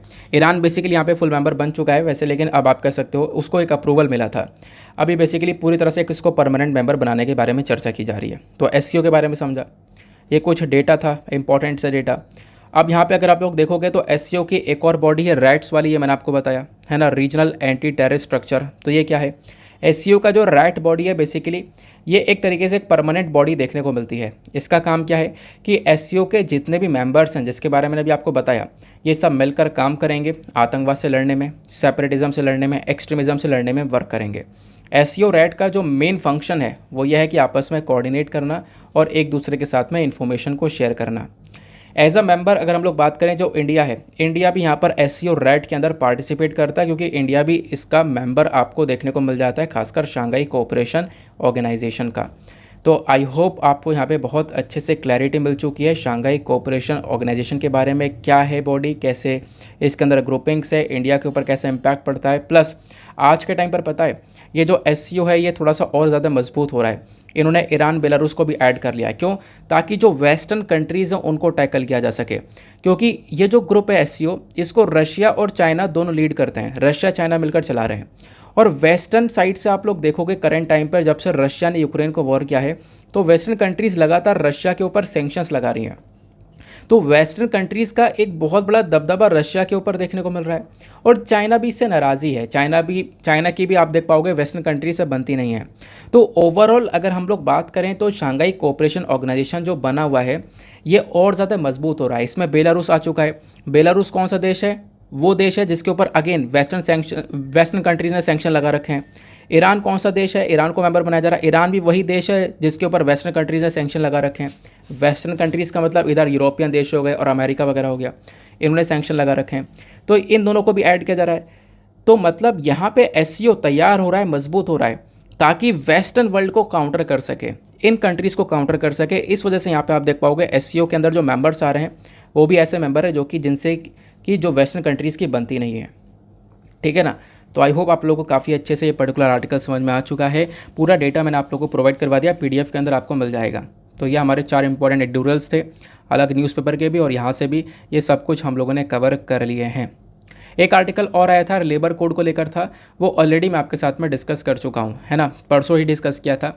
तो इसकी वजह से उसको रिपीट करने की यहाँ पे कोई मतलब बात बनती नहीं है। क्लियर हो गया? चलो अब फटाफट हम लोग चलते हैं अपने मेंस प्रीलिम्स के क्वेश्चन की तरफ। प्रीलिम्स के क्वेश्चन के साथ साथ हमारे पास वोकैब भी तो हैं। तो वोकैब्स की अगर हम लोग बात करें तो पहली वोकैबुलरी आती है एलिवेटिंग। एलिवेटिंग मतलब क्या है? कम करना। दूसरा आता है turn the corner. Turn the corner मतलब to begin to recover after a particular difficult or a trouble period. मतलब एक टाइम यहाँ पे आपका डिफ़िकल्टी का आया, एक ट्रबलिंग पीरियड था जहाँ पे आप सफ़र कर रहे थे, उससे रिकवर करना। तीसरा वोकैब है इम्पेरेटिव। इम्पेरेटिव मतलब अनिवार्य या फिर एसेंशियल यानी इंपॉर्टेंट, कंपलसरी। फिर आता है रैम्पिंग अप। रैम्पिंग अप का मतलब है बढ़ाना। फिर आता है ऑनरस। ऑनरस का मतलब है डिफ़िकल्ट टू डू और needing a lot of effort. किसी चीज़ को करने में बहुत ज़्यादा मुश्किल आप कह सकते हो, डिफ़िकल्ट टू डू आपको ये देखने को मिल जाएगा। या फिर किसी चीज़ के लिए आपको बहुत सारे एफर्ट्स की ज़रूरत पड़ती है, वो बेसिकली ऑनरस कहलाता है। तो ये यहाँ पर आपकी वोकैब्स हो गई हैं जो कि मैंने अभी कवर करवा दी हैं। तो ये कुछ इस प्रकार से डिस्कशन बेहद इंपॉर्टेंट रहा। पूरे वीडियो के अंदर सिर्फ कंटेंट ही कंटेंट था जो कि आपको हर जगह पर हेल्प करेगा। क्लियर हो गया? बाकी हम लोग अपने प्रीलिम्स के क्वेश्चन को देख लेते हैं। साल 2020 का क्वेश्चन था सियाचिन ग्लेशियर सिचुएटेड है कहाँ पर? तो इसका करेक्ट आंसर आपको देखने को मिल जाएगा option D, north of Nubra valley. Okay, now इसी के साथ में करते हैं लेक्चर को समाप्त। मिलते हैं आप लोगों से अगले वीडियो में। आज के लिए bye bye, have a nice day, thank you and जय हिंद।